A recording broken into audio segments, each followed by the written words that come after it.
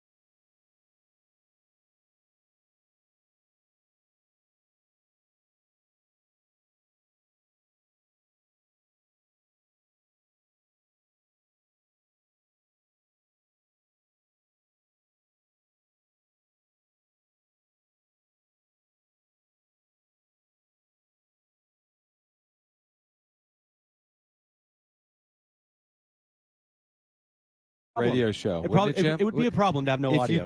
If you can't hear us, yeah, can you do a radio show?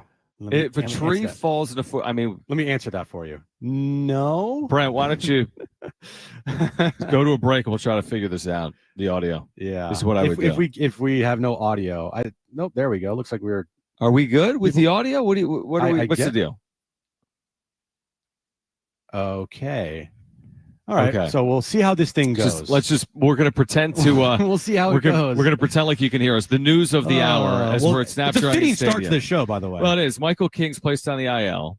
We're out at Snapdragon Stadium where hopefully you'll be able to hear us for the next 4 hours. Otherwise, we're heading back to the studio. Correct. But Michael King being placed on the IL is the last thing you wanted to hear. And what did we say? The most important thing here for their stretch run and for their postseason chances is their health. And Michael King is a huge part of this team.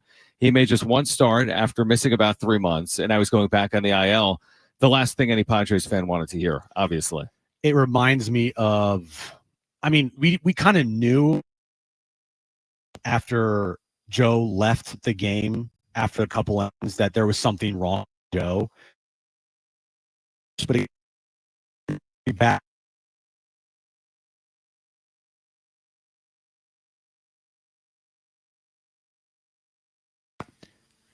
Okay, we're going to go to break.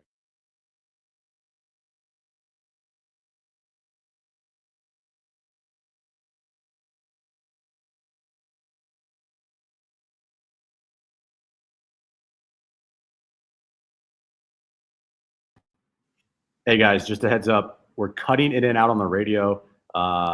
So we're in a break right now. We'll try to fix this. We'll be back in a little bit. Just hang tight. Yeah, exactly. Michael King goes in the IL. Audio goes in the IL. All hell breaks loose.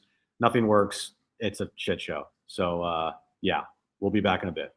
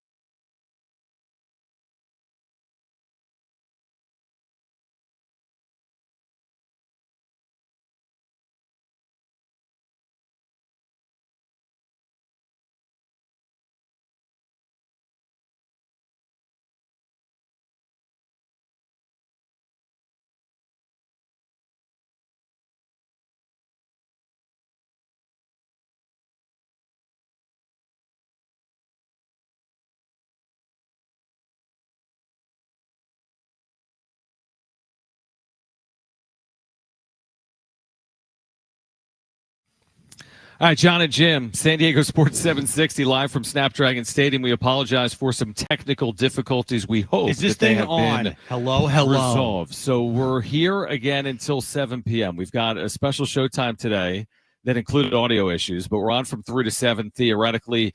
Brian Dutcher is going to join us coming up in 20 minutes. We started the show by talking about the breaking news out of the Padres camp, which is that Michael King has been placed on the IL with, of all things, knee inflammation. Did he sleep wrong? I wouldn't think so. I mean, here's the deal. You're entering the biggest series, arguably, of your year. You've got first place on the line. You were hoping that you were getting fully healthy, right? You had Yu Darvish now built up for his last 6 or 7 starts. He missed the first half of the year. Mm-hmm. Michael King hadn't pitched for 10 weeks. He came back. Yeah, it wasn't the greatest outing, but you were encouraged because he felt good afterwards. And now this, the day before his second start off the IL, Michael King placed on the injured list, and I think it just throws a lot from a Padres perspective up in the air. Is it everything? Of course, it's not everything.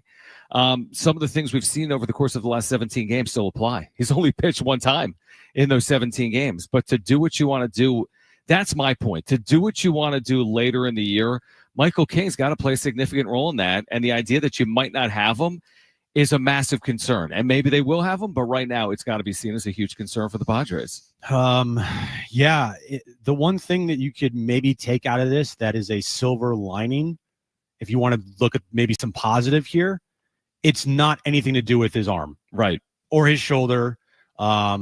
It's kind of an out of left field injury that you didn't know that he was dealing with or dealt with or had. Left knee inflammation. I mean, that could be anything.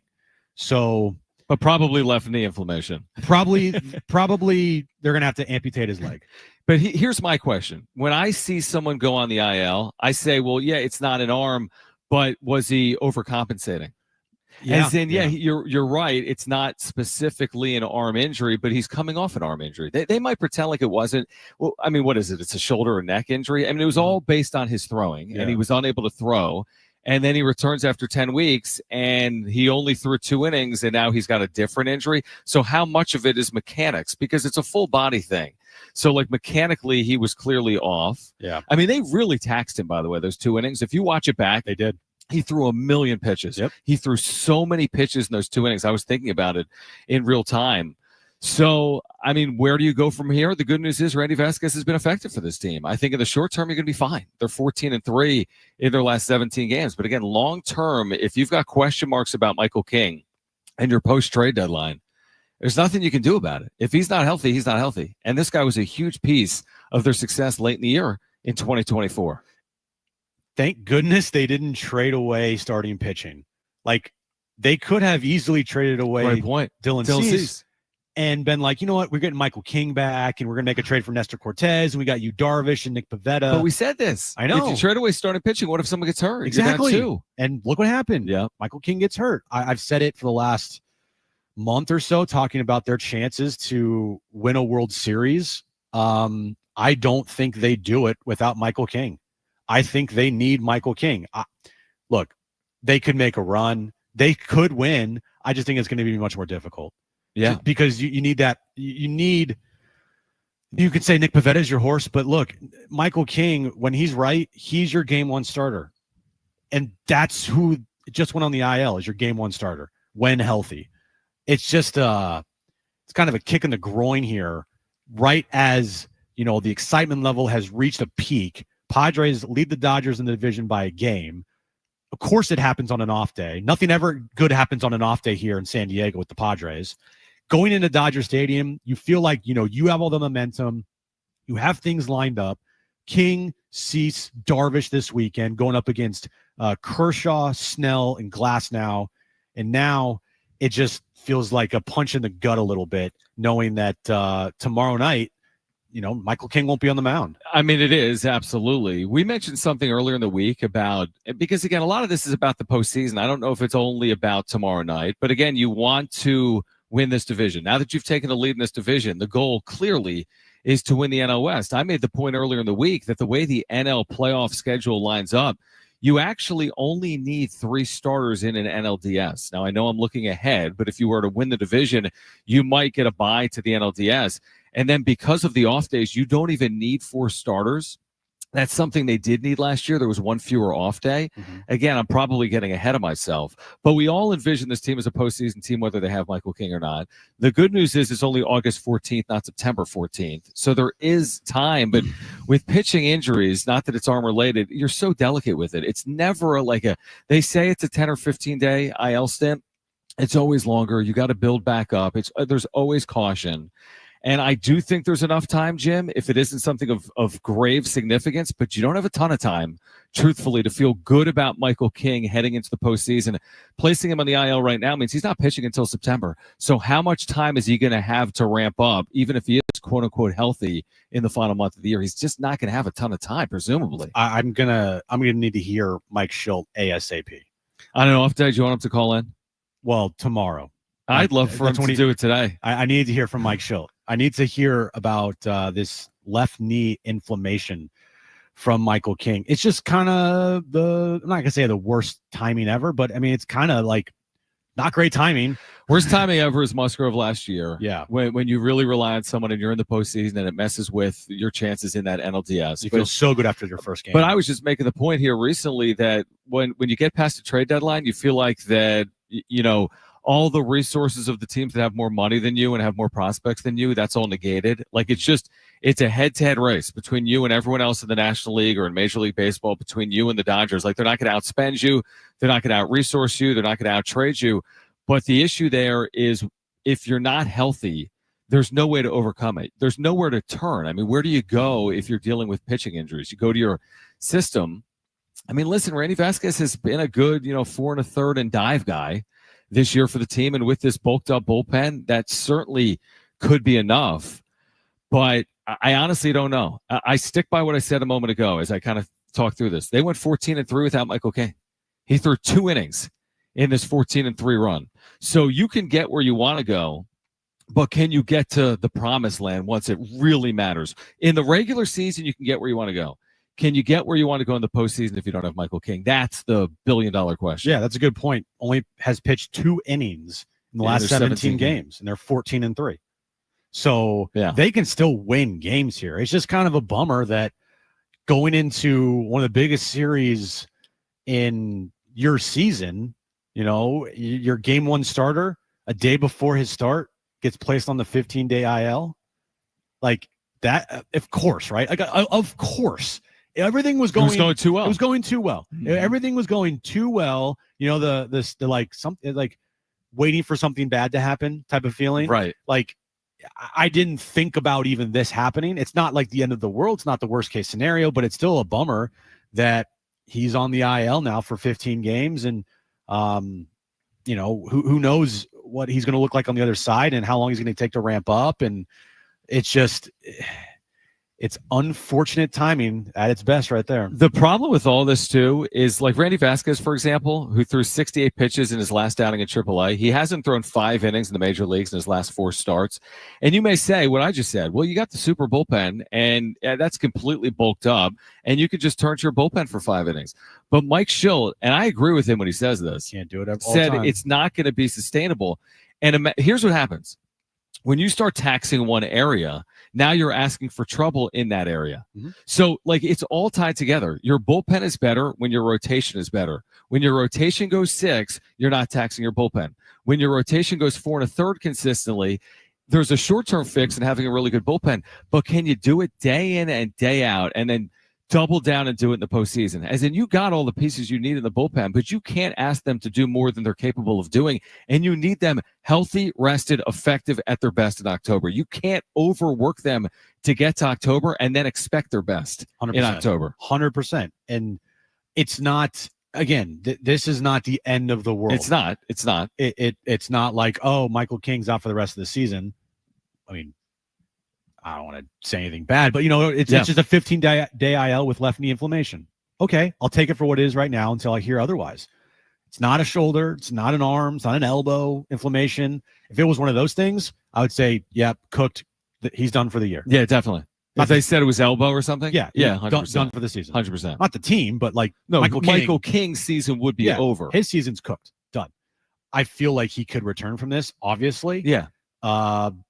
We'll have to wait and see on that. but I think the point has to be made, and it has to be continued to be said to Padres fans that might be freaking out right now. John said it, and it's a great thing to think about. The Padres are 14-3 in their last 17 games with Michael King pitching 2 innings. And they weren't good innings. They were not good innings. So it's one thing if Michael King was like 5-0 in his last 5 starts with like a sub-1 ERA. Yeah, right. He's pitched 2 innings in the last 17 days. So they are still capable and very capable of winning a bunch of ball games without Michael King because they've done it while he's been on the IL. Mm-hmm. It just sucks from the standpoint of you had all this hope of him returning and him pitching for you for the rest of the season and really helping you, potentially win the National League West.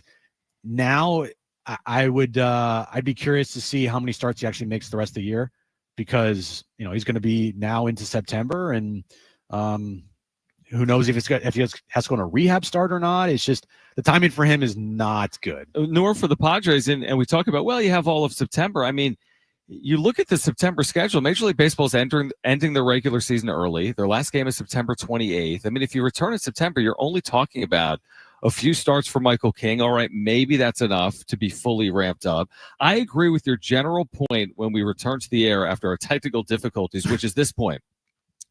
And this is too simple. This is simplifying it too much. But I would agree, if I had to make a gamble on it, does he take away your chances to get to the promised land? If you didn't have Michael King, which is not the situation they're in, but if Michael King didn't pitch again this year, can you win a World Series without him? And my mind immediately goes to it's going to be really hard. Because I was counting on Michael King to be the sub-3 ERA guy that he's been the last 2 years for the Padres and the horse that he was last year in 2 postseason starts. Well, he wasn't as much in the Dodgers start, but certainly was in the Atlanta start. Without that horse, again, you're just putting more on, hey, is Dylan Cease going to show up in the postseason for the first time in his career? Is Darvish going to turn back the clock and look like he's 30, not 40 years of age? And is Nick Pivetta going to be Nick Pivetta that we've seen here in the regular season? You're just asking more from others in the absence of Michael King, and I just feel like maybe you're asking too much if that plays out and he's not available for you later in the year. Yeah, you just are going to have guys step up into other roles, pushed up into, different roles now with Michael King out. That's in the postseason. Yeah, exactly. And when the team makes the postseason, which they will. They will. They're going to make the postseason. Right now, the conversation turns to, can they win the NL West? They're a game up on the Dodgers. Dodgers are reeling. But, going into this weekend, it's already not started off on the right foot. Would you agree with that? I mean, it's not like this is news that you can just overlook. I mean, you have to be a little concerned with it. Yeah, what's interesting is you're right. Like, I feel as if we're going to watch the Padres play this spectacular baseball that they've played, but it'll be like amidst the backdrop of what's happening off the field. So they can continue to win. Let's say they take 2 out of 3 at Dodger Stadium. That doesn't change my level of concern for what a Michael King injury means on their postseason chances. I hope they take 2 out of 3. I hope they can put themselves in a position where they get a bye, which gives them a better chance of potentially winning the first World Series in franchise history. But it doesn't take away from what Michael King means to the team. So, I think it's very discouraging. But the good news is the team has played well even without Michael King. Hopefully the team, at least in the regular season, can continue to do that moving forward. And this is not like skies falling doomsday scenario, right? It's a bummer. It's a kick in the nuts. Like it doesn't feel good. But they still have plenty to get the job done, win a bunch of games. I think they could still compete and win a National League West division title. 100%. I'm looking further ahead. I'm looking at World Series with Michael King helping you out. If he's not there to help you out to get there, how I'm not going to say how difficult it would be without him, but just it's going to create a little bit of a problem. Here's the other thing. When you have an injury, you're now asking everyone else to stay healthy, which is completely out of everyone's control. Yeah. And completely unpredictable. So, and listen, they overcame Yu Darvish. That was a significant injury. So it's not just the Dodgers that have dealt with injuries this year, and they have, but all teams do. I mean, Yu Darvish being out for 3 months is a big deal. Michael King being out for 3 months is a big deal. Jackson Merrill missed a lot of time earlier in the year. Yep. Jay Cronenworth was on the IL. So teams are going to deal with it. You know what, John? Winners find solutions. Yeah, but you've gotten to the point in the year where it's a burn the ships type of time of year. Like, you're not going to say, hey, I'm dealing with an injury. Randy Vasquez, you need to go pitch game 2 for me in the NLCS. Or Luis Campusano, I'm dealing with an injury. You need to start a catcher every single day. I'm throwing out hypotheticals. Like, you're going to really rely on the health of your team. And some of that is just good fortune. You either are able to avoid the injury bug or you can't.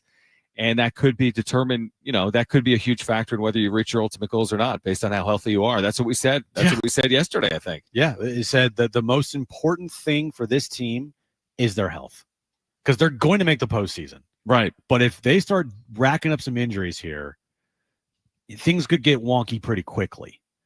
And we looked at the schedule, and the schedule favors them for sure. Yep. But you don't want to have injuries affect the rest of your season, and then you make the postseason, and it's like kind of you limping your way in because you had a bunch of injuries. Right.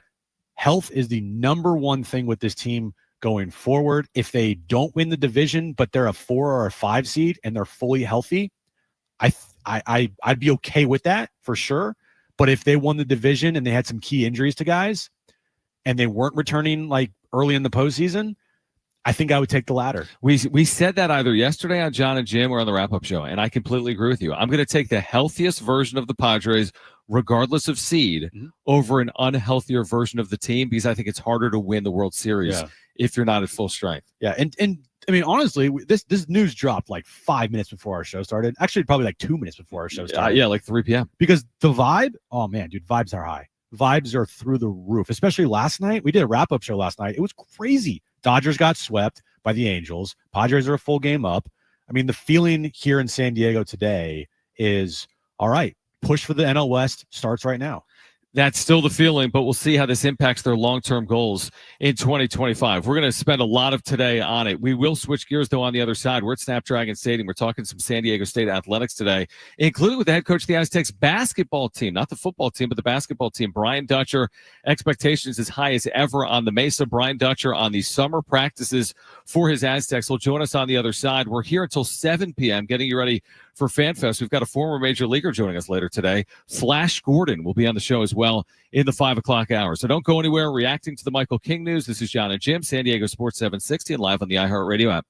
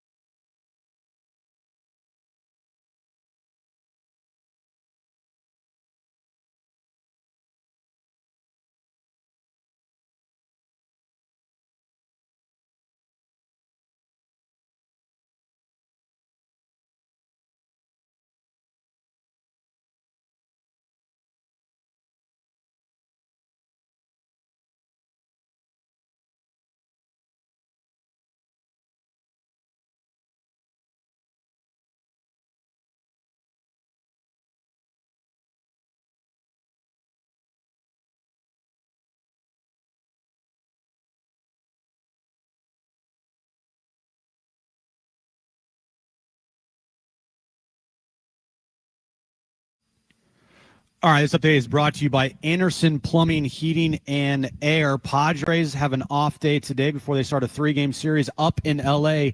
against the Dodgers. They will go into that series with a 1-game lead in the National League West over the L.A. Dodgers. Michael King was supposed to start tomorrow night's game in L.A., but about a half hour ago, the Padres announced that he is going on the 15-day IL with left knee inflammation. Need HVAC this month? Get 0% for 18 months on a new system. Schedule your free proposal at AndersonPHA.com. Anderson, fast, reliable, wow.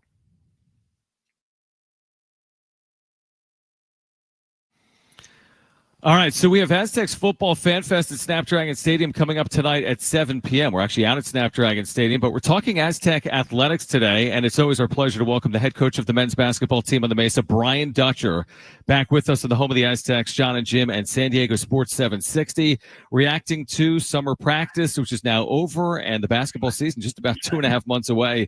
Believe it or not, Dutch, we appreciate you taking time for us here today. How have the last handful of weeks been watching your team get ready for this upcoming year? And thanks for hopping on. It's been a lot of fun, John. Obviously, we just finished workouts this week, summer workouts. We get an hour on the floor, basically 4 days a week, and we got a lot of work done, and it is exciting. A lot of new pieces, a lot of returning pieces, and a few injured pieces we're going to get back. So it's really exciting. How do you feel about this team this year at this time compared to how you felt heading into last year's team with last year's team? You always feel better when you have experience, and we're returning a really experienced roster.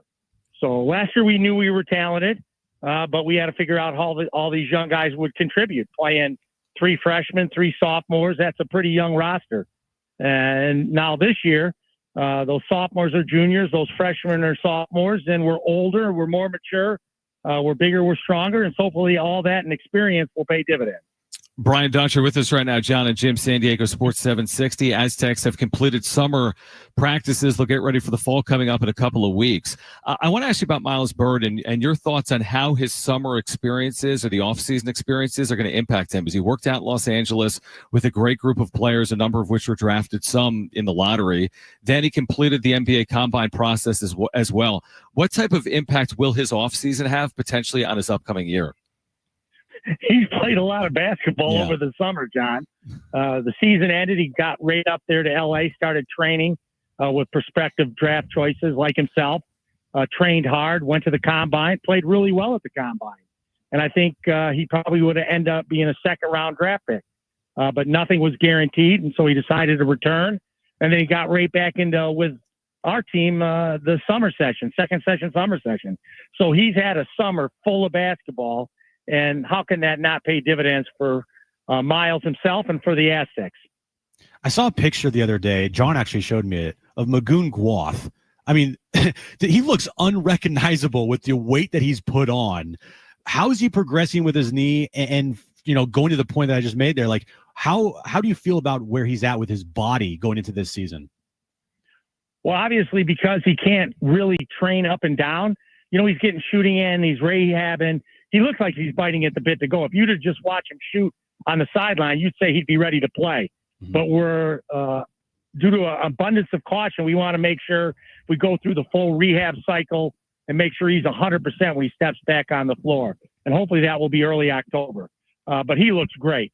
He looks phenomenal. And like I said, I think if we could put 3 or 4 more pounds on him, it'd be 40 pounds since he came in as a redshirt freshman. That is unbelievable. 40 pounds. Unbelievable. It's only been 2 years. Yeah, crazy. He just is as strong as ever getting ready for his redshirt sophomore season. Brian Dutcher with us right now, Jon and Jim, San Diego Sports 760. How excited is Reese Waters? Because he missed all of last year. He's back now for a final college season. What's this offseason and this summer like for him coming off injury, ramping up for a final year? Yeah, I think this summer was good for Reese. We were cautious with him. We let him do a lot of skill work. We didn't go live early in the summer, and then toward the end of the summer, we started letting him go live reps. And he looks good, but it's you miss a full year, it's getting your timing back. And that last week of practice, I thought his timing was starting to come back. He moved better, he shot better, and so I'm excited to get Reese into a tip-top game condition and throw him back out there.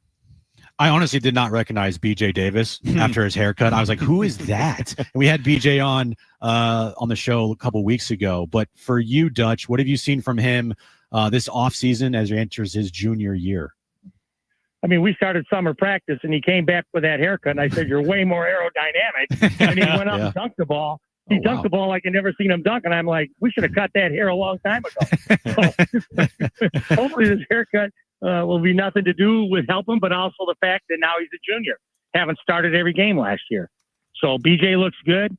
He rolled his ankle, I think, the day before the last workout. And so we held him out the last workout. He'll have 8 or 9 days before we start up again to kind of get feeling better on that ankle. But he looks good. BJ looks very good. Brian Dutcher with us right now. Jon and Jim, San Diego Sports 7 at 60. Speaking of a junior, Miles Heide, he had that big second half of the year for you, Dutch. When Magoon went out, he took on more of a role on floor and had some of the best games he played to this point in his career in an Aztec uniform. What do you think the second half of last year does for Miles Heide entering year 3? This is the year for bigs.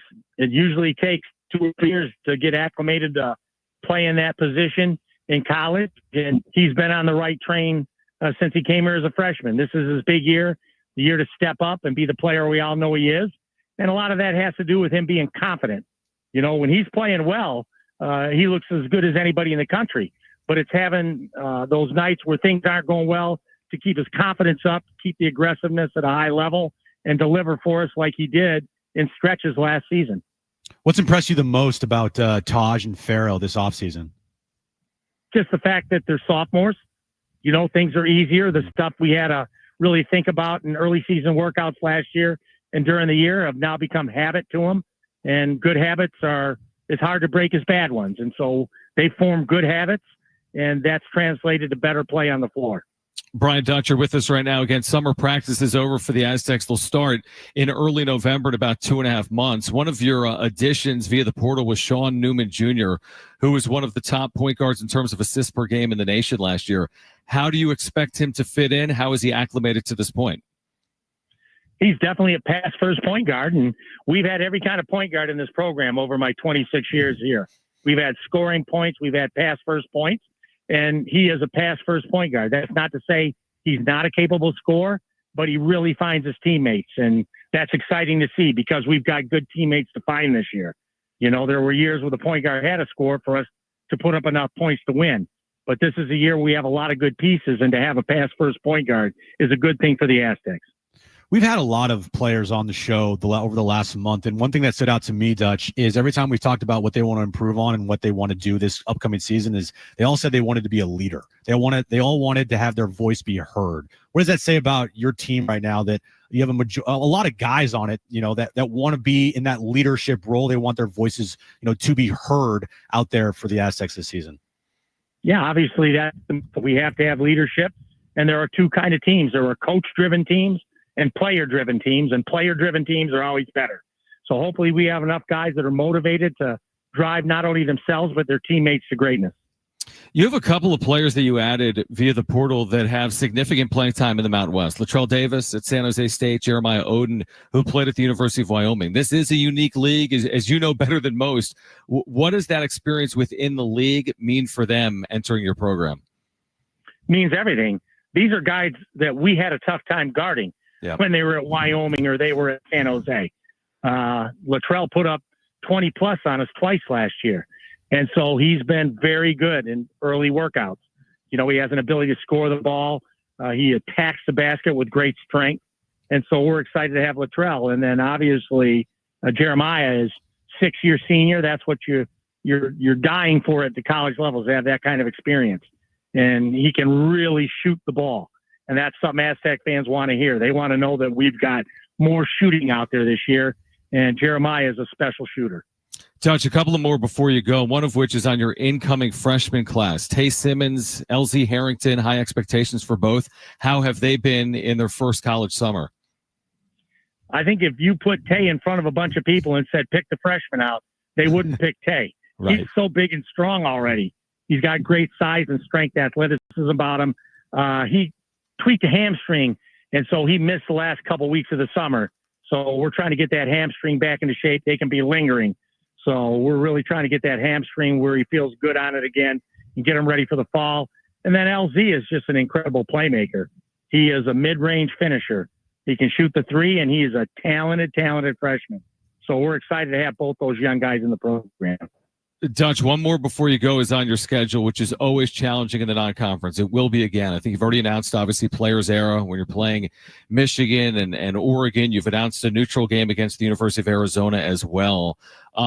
What do you hope to see from your team, and how important is scheduling like that to reach your goals of the NCAA tournament in 2026? I mean, we were one of the last teams in the tournament last year, and it was because we beat Houston and Creighton. Yeah. So the preseason is always important. You know, you can make the tournament in November if you play well. And so our goal is to play well in November again and try to get some of these wins against top 25 and maybe even top 10 competition. If we fail in those opportunities, we still have a Mountain West season ahead of us and the postseason Mountain West tournament. So we try to give ourselves as many opportunities as we can to be a NCAA tournament team. Dutch, as you know, Aztec fans could not be more excited. Men's basketball coming up in about 10 weeks or so in early November. We appreciate you taking time for us and our listeners to share what's been going on this summer with your program. So be well. We will see you soon, and we're looking forward to this fall, and thanks for joining us. Thanks, Dutch. Yeah, I appreciate it. I hope they got you guys in the shade over there. We're inside. We're inside. They got us in the good. interview Well, room. Yeah, we're Air inside. conditioning, you got a snack or two, you're ready to go. We need the snack or two. Yeah, the snack is lacking, but we're indoors, so that's a good thing. All right, guys. Well, enjoy Appreciate FanFest. I'm excited for another Aztec football season. We are as well. Yes, we we are. are as well. We'll have Shawn on later on, but thanks, Dutch, for doing it. All right, guys. Thank you. All right, great stuff. Brian Dutcher, head coach of the Aztecs. Yeah, I'm glad we're in here. Being outside, It's warm. it's a little warm. I mean, we're in Mission Valley. You know how it is in August. It can Yeah. get warm. All right, let's react. Plus, the latest on Michael King. If you missed the news, he's been placed on the IL with knee inflammation. What impact does it have on the Padres moving forward? We're getting set for the Showdown series in Los Angeles that begins tomorrow night. Plus, Rich Ohrnberger is going to join us coming up in the next hour at 4:15. Of course, we'll be on the call once again for San Diego State football here in 2025. A ton to get to today. Stay with us on Jon and Jim.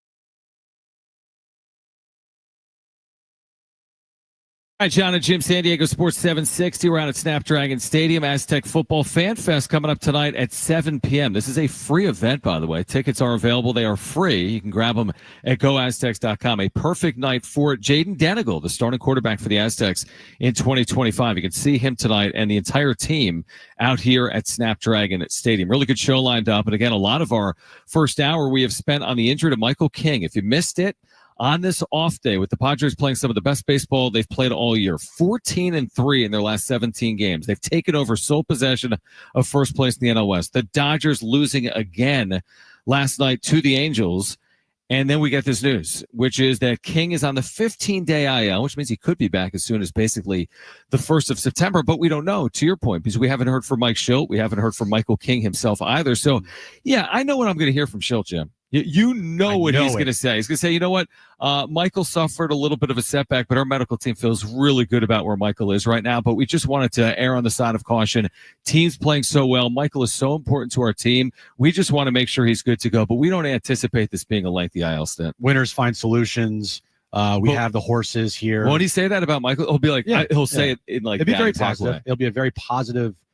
Hopefully it's positive. But I think it will. Hopefully it's positive. But, back to the original point, it does feel like today, riding the ultimate high that all Padres fans are riding right now, being a game up on the Dodgers, making up 9 games in a little over a month, taking on the Dodgers this weekend up in LA. Michael King scheduled to start tomorrow, and then he gets scratched, put on the 15-day IL today around 3 o'clock. It does feel like a kick in the nuts, but perspective, as you're quote tweeting me and tell me I'm an idiot or something, right? No, I'm just giving myself credit for your tweet. Oh, 2 innings in this 14-3 stretch, 2 innings since May 18th. That's how many innings Michael King has pitched in the last 3 months. And they're a good baseball team. Without him, would I say they need him to win a World Series? Yeah, probably. Just because thinking of this team and their chances to win a World Series without Michael King, it becomes more difficult. But still, in the here and now, they can absolutely get the job done with what they have because they haven't had Michael King. What's the saying? You're not going to miss $1 million if you don't have $1 million. You're not going to miss the money if you never had it. Yeah, there's this talk now in like the NIL era. We'll talk to Brendan Hill, who handles NIL with San Diego State. Hey, Magoon Guath was offered $1 million to go to Kentucky. He just lost out on $1 million, but he never had the $1 million. So it's not like he's making $1 million less. He's already lived without that $1 million that he could have had.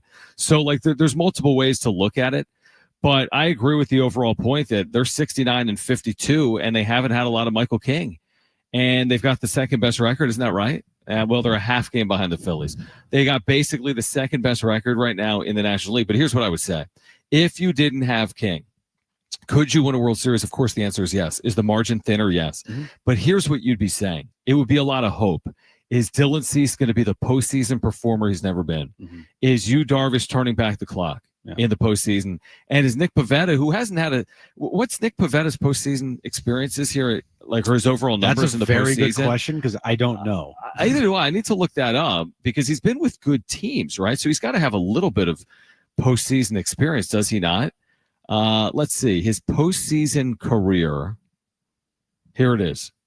He's made 3 appearances, 1 start. He's got a 2.63, which is great. But he's only made 1 ever postseason start. It was in 2021 with the Boston Red Sox. Okay. So he's been good, but he hasn't appeared in the postseason since 2021, and the innings are limited because he's made 1 start in his career. Well, it's also, it's not like Michael King has this crazy good postseason resume either. But it was last year. It was last year. That 1 start against Atlanta was one of the best starts in franchise history in the postseason. True. His next start against the Dodgers was subpar, but he got the job done. I thought after the grand slam he gave up, he pitched really well in that game. But yeah, you're right. Can Nick Pivetta step up in that role? Can Dylan Cease kind of face his postseason demons once they get there? Those are all questions that are completely valid if Michael King doesn't return when the postseason comes around in a month and a half. In the here and now, they have a very crucial series this weekend at Dodger Stadium. Does it suck that tomorrow night you were expecting to have Michael King on the mound against Clayton Kershaw and you're not getting that from a Padres perspective? Yeah, it does. But that doesn't change their mindset of going out there winning games. They're not going to just say, you know what? Let's just now give the up. King's out. Let's just you know what? Let's sit Manny tomorrow night. Yeah, no, let's wave the white flag. Well, here's my question: Do they have someone waiting in the wings to bail them out? As far as who? As far as starting pitching? Well, Randy Vasquez. No. What are you talking about? Do they have someone that's pitched in the postseason and been a leader? Don't you do it? And has pitched in some of the biggest stages in Padres postseason history. Stop it. Is he waiting in the wings? No, stop. 9 months off Tommy John, throwing bullpens. John. Making $20 million a year. John. The San Diego kid. John. Don't do it. But if they need him. Stop it. If they need him. Stop it. Can he give him 7 innings in game 1 of the NLCS? Don't do it. He can't? Don't do it. No. And the man I'm talking about is Nestor Cortez. No, I'm kidding. I'm talking about Joe Musgrove, who has been ramping up, according to Mike Schilt and Ruben Niebla and the organization. Has he not? Look, that would be an all-time fairy tale ending. Imagine that. Michael King is out. Look who's walking through that door. Joe Musgrove. What? He just shoves all postseason. It's just amazing. Makes 5 starts. He makes no starts in the regular season, but he just shoves in the postseason he's 5 starts, 1.94 ERA. Yeah, so you're saying don't count on it or don't even consider it? Don't even consider it. Even with circumstances changing now, potentially. Dude, it's not like 3/5 of their rotation was all going down. No, you're right. But a piece that would be an integral part of the rotation in the postseason now has gone down. Doesn't mean he won't be back, but now has gone down. And I'm with you. I'm half joking, and maybe I'm 99.9% joking, but I know that Joe Musgrove will be working and efforting to return to the mound in 2025. I am positive of it. He's been quoted. He's been preparing. He'll be a year off Tommy John in October. It's not unprecedented. I don't think it's advisable for a guy like Musgrove that was rushed back before. I don't know how effective he would be, but imagine that. Joe Musgrove in October 2025 for the Padres. No. All right. On the other side, more reaction to the news that Michael King has been placed on the IL. What does it mean for the Padres' chances here down the stretch in 2025? Plus, we're getting you ready for this massive series at Dodger Stadium as the Padres have taken a 1-game lead in the division. Rich Ohrnberger on the call for the Aztecs with me this upcoming season. Once again, Rich on the call. He'll join us here live at 4:15. We'll talk to Brendan Hill, assistant AD for student athlete development and NIL at San Diego State. He'll join us coming up at 4:30. Flash Gordon, the great MLBer, is going to join us at 5 p.m. So we've got you covered. We're here until 7 tonight. Special edition of Jon and Jim from Snapdragon Stadium. Don't go anywhere. This is Jon and Jim.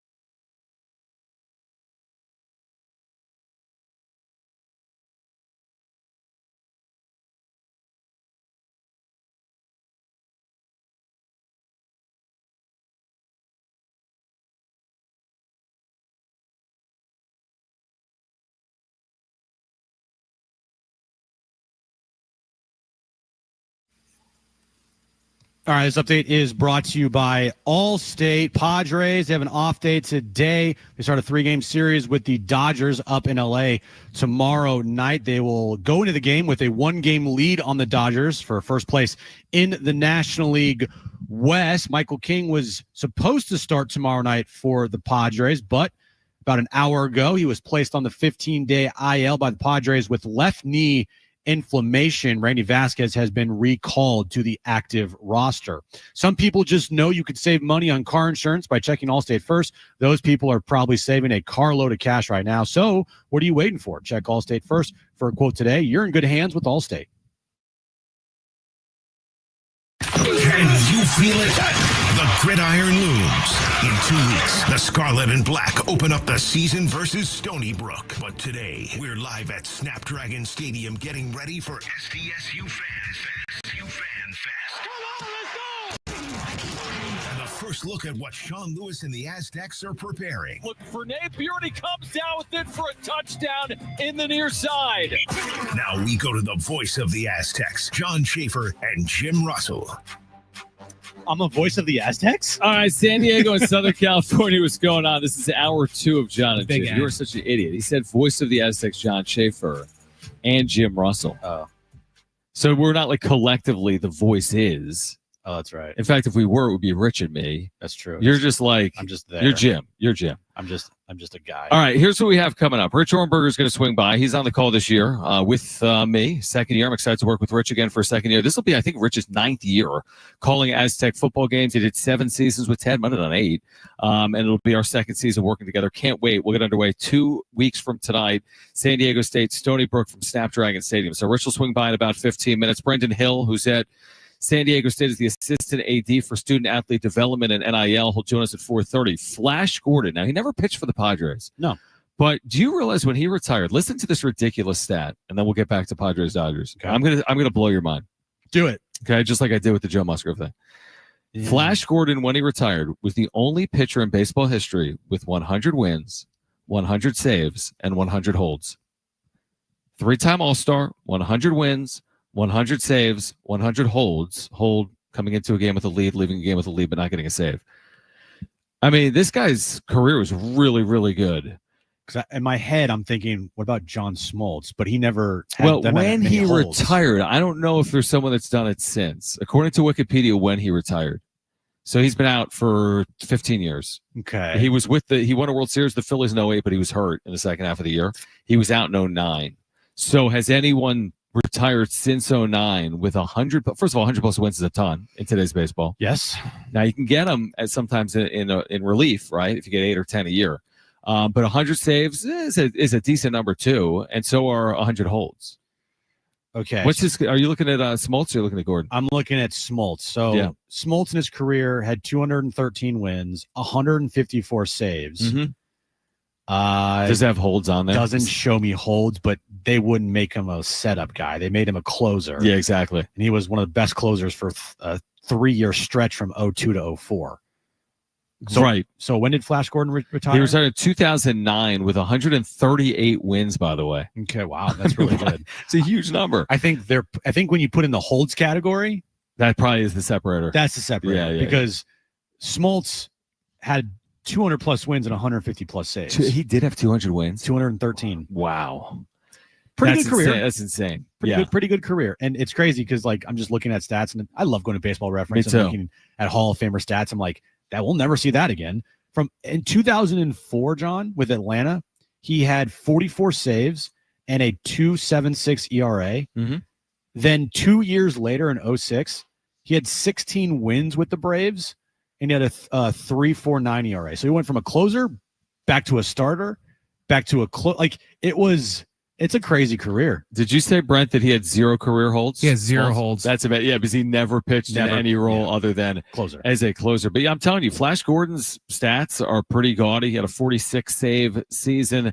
Again, won 138 games in the major leagues, including 17 in his second year in the big leagues. He went 17-9 with the Royals in 1989. He's going to join us because of this high school showcase, the Perfect Game Showcase coming up Sunday at Petco Park. He'll join us at 5 p.m. I got a couple of things for you as we talk about Michael King going on the IL, right? Uh-huh. One of which is this. One of which is this. To the earlier point about, not having King isn't good, but the Padres are still playing well. Yeah. The Dodgers, since the 3rd of July, have the same record. There's Rich Ohrnberger. Oh, look who it is. What is going on? Sit down here. Join the show. Let's do this. There's always time. We have 100 hours to talk about whatever the hell we're talking about. Yeah. Are you guys talking about how the Padres have taken a commanding lead in the NL West? We were talking about that, and then we were talking about Michael King Yeah. going on the IL because you can't have nice things. No, you can't. That's how sports work. We were talking about it this morning. I was venting the frustration of being a Padres fan, indoctrinating myself into this city when I signed with the Chargers back in 2013, and watching baseball as a calming tool in the off season and things like that, or during the season. And man, you're just waiting for the other shoe to drop, and it feels like it's just hovering right there for us all. 100%. Yeah, it's what can go wrong does go wrong kind of Murphy's law. Yeah. It's like, oh, this is too good to be true. But I mean, we're making the point. It's like the guy's pitched 2 innings since May 18th. And they've still been very good as a team. A very, very good team. Yeah. I just look at, they still have a very good chance to win the National League West, even with Michael King. World Series, that's probably like another question. I appreciate the buy-in. I mean, there could have been at the deadline so many different ways that could have gone. And organizationally, I'm really proud of what they did, even with some turmoil, not necessarily in the front office, but from the owner suite. There was a lot of things that, the shifting of hands, the behind the scenes arguing that I believe was going on, that we had reports that were going on. They were able to get this season off, get out to a hot start. They went into a little bit of a doldrum there, but I mean, faith renewed at the deadline. So I'm excited for the second half prospects here as we're making the stretch run or getting close to the fall. Yeah. It's an exciting time to be a Padres fan, but again, you're just waiting. Where is the rake hidden in the tall grass? Yeah, when exactly. is it going to hit you in the face? Exactly. It was Joe last year. Mhm. Yeah, 2022. I mean, what happened in 2022? I feel like 2022 when they lost to the Phillies, they kind of just ran out of starting pitching. they did. In 2020, they had pitching injuries everywhere in the postseason, like Clevenger. Yeah. Rich Ohrnberger with us right now. Big Rich, TD and Fletch, 101.5 KGB mornings, right? How is it to transition? He's just already laughing. Yeah, seriously, because from a sports talk show to a morning FM show. In sports, all you do is talk. Like you have to fill the entire hour. Yeah. And then on the FM side, they like have these songs or whatever. Yeah. That they put. So how different is it? I'm finally getting paid by the word. It's unbelievable, and it's nice. a long time coming, right? No, it's a different challenge. Concise and word efficiency and getting to the point quicker. Not things that I'm strong in. I'm a chatty guy. But it's been a super fun challenge, and that's what it is. It's fun. I mean, it's like we all think of sports as the toy shop, and we're just left alone like kids in a toy shop, after the rest of the general public leaves, and we're left the keys. Well, it's even more so when you transition to an FM morning show, because you can talk about anything you want, right, as long as you're having fun. You're hoping that people on their commute to work are having fun.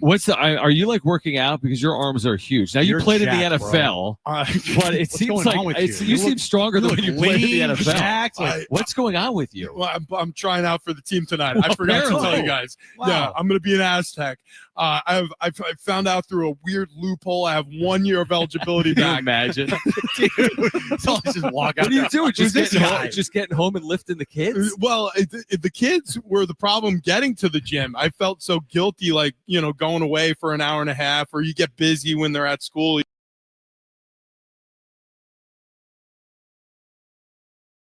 My back and doing push-ups with them, and I'm not even kidding. I can see you doing that. And they have fun, because it's like going on, like a horseback ride, and I'm starting to get in better shape. I'm not even kidding. And also, as it turns out, ice cream every night wasn't what you wasn't good. No. Yeah, nobody told me. Nobody told me, and that's not good for you, apparently. Are you a full tub guy? Like once you get going, you can't stop? Oh, buddy, Yeah. I intentionally buy the pints, because at you least can't eat more than that. Yeah, the bottom of the carton stops you. But then the funny thing is, there's always another pint in the freezer. Somewhere, so sometimes it's a 2-pint night, depending on how early you get started. What time are you going to sleep? So you're doing the show. It's at 6 a.m. Yeah. You're on the air. You got to be ready to go. But I mean, I know me personally, like, even if I know I have to be up early, it's sometimes hard to go to sleep early, even if you have to be up early. So what's your routine like? The routine is pretty much when the kids go to sleep, that's about the time I go to sleep. So anywhere between 7:45 and 9 o'clock. Yeah. You know what I mean? There's a wide range there, but usually they're in bed about 8:30.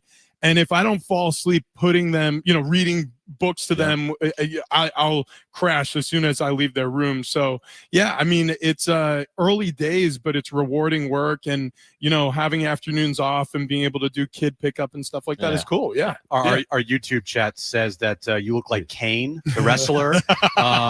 They said, look at that, because we have an angle like just of the bicep. Yeah. You look huge, dude. They say, damn, he's been on that bulk train. Just ripped, dude. Oh my goodness. All right, so let's get to this Aztec football team. That's why we're here. Yeah. Last year wasn't the year that they wanted for year one of Shawn Lewis. This year, year two, new quarterback Jaden Denegal named the starter yesterday. A lot of players returning on defense. Yeah, feels like a step up is in order for this year's team. I agree. It's look, it sort of feels like a must at this point in the culture of college football. Talking about this more globally than locally, head coaches are under more pressure to perform and to have success earlier and earlier in their tenures. And it's unfortunate because I've always said this. I think it took me, for example, at least 2 years to feel like I truly belonged in any football program at the high school level, the collegiate level, or the professional level. And that third year is really when the lights go on for players. And so think about that as a coach. If that's the perspective from a player standpoint, a coach is coaching those players. So in order for these guys to really feel fluent in your language, in your system, they need to be with you for a couple of years. Now, there's huge changes with college football. Transfer portal, it feels like it's just ever present. It's always a threat. And NIL has changed things in terms of player retention. So that's all becoming harder and harder. But if you can keep a core of players in your building, in your program, and continue and have a continuum where, at least most of the spokes of that wheel are staying close to the hub, man, you'll have some success. And he's done a good job of that, especially defensively. Shawn Lewis has done a pretty good job retaining that core, the core close to the hub, the spokes close to the hub of the wheel. And they're going to build on it this preseason as we have 2 weeks left until kickoff, which is unbelievable. Now, I want to get your perspective on Trey White, because we watched him last year. He breaks out. Top 5 in the nation, and I think it tackles for loss and in sacks. Yeah. You went up against guys like this before collegiately and professionally, like these twitchy, edge, do everything guys. What is it about Trey when you watch him? He's back for another year. There's going to be so much attention on him, but what is it about Trey that makes him special? So I went back on the season because I'm so excited for the start of this season. I was so excited he stayed with the program, and I watched every single play where he had a tackle for loss or sack, or he factored in on the play from a rundown standpoint. And what he does is he doesn't present a flat surface to make contact with for a blocker. So as an offensive lineman, the biggest frustration you have going against a guy like a Trey White is he gives you his shoulder, or he gets skinny, so to speak. He is such a good he has such good hip fluidity that he's able to turn and present such a small target that you have to make contact with, that once you do, good luck keeping your hands on him. Secondarily, he'll twist away from you. And it's so frustrating for guys who are plodding around out there, maybe don't have the fastest feet. So you'll see against lesser athletes at the offensive line position really struggle against him. Plus, he can get close to the earth. Man, this guy can bend. So when he's coming around the corner, he can get low, he can get underneath your pads, and that affects you in 2 ways. Obviously, your hand placement, again, it's a huge struggle getting to the quarterback. He can run the ring, we call it, when you're off the edge. And then also, because he can get lower than you, that means when he decides to hit you with the bull rush, and this factored a couple of times, and not just on plays where he was credited for sacks, also QB pressures where he's backing up an offensive lineman into the lap of the quarterback. That shrinks the pocket. It factors on plays. It'll stop a good open throw, and it'll force a quarterback out the backside to throw a check down. Those things matter too, and he's done it all. And so huge excitement level for him being back on this defense. You know a thing about offensive linemen, right? There's a thing or two. I mean, last year's team, the offensive line, was a big problem. Injuries played a role in that early on. Yeah. But I just like, can we get a healthy offensive line? The excitement has to be from like, okay, hey, watching this team with a healthy offensive line is what, this offense you're going to need to do. Yeah. Yeah, it really is. And look, health, obviously it's a fleeting thing. Sometimes you're lucky, sometimes you're not. But I think part of health, especially up front on the offensive line, is having everything look like a typewriter. All the keys are hitting at the right time. It looks like a well-oiled machine, so to speak. So everybody is moving in concert with each other. You don't have anybody unsure of their steps, anybody unsure of the play call, anybody unsure of the adjustments up front. And part of what really helps that is having solidarity at the QB position, because that is obviously the mouthpiece of the offense. So making this decision with Jaden heading into the season and having Denegal start here at Snapdragon Stadium and having that same voice barking at you over the course of the preseason, throughout the final 2 weeks of your preparation leading into Stony Brook on Thursday in 2 weeks, it's really important, and that will help health, hopefully. Yeah, hopefully. We're up against it. It is amazing to see Rich. Now, are you sticking around here like all night long? I feel like Rich has talked tomorrow? more in this segment than he has all morning. Probably. That is true. KGB. It's the longest segment I've had in about, I don't know, 8 months. Are you okay? You need water? Yeah, actually, if I could, I forgot my Nalgene bottle. No, yeah, I'm hanging for a little bit. Yeah, so if you guys want me to hang with us for a break. Yeah. Brendan Hill with San Diego State is going to join us in 15 minutes. Rich will be with us on the other side. We're getting ready for Fan Fest here tonight. We're getting you ready for Padres and Dodgers. Shawn Lewis is going to join us at the 5 o'clock hour. JD Wicker's joining us to come as well. We're here until 7 p.m. Don't go anywhere. Jon and Jim.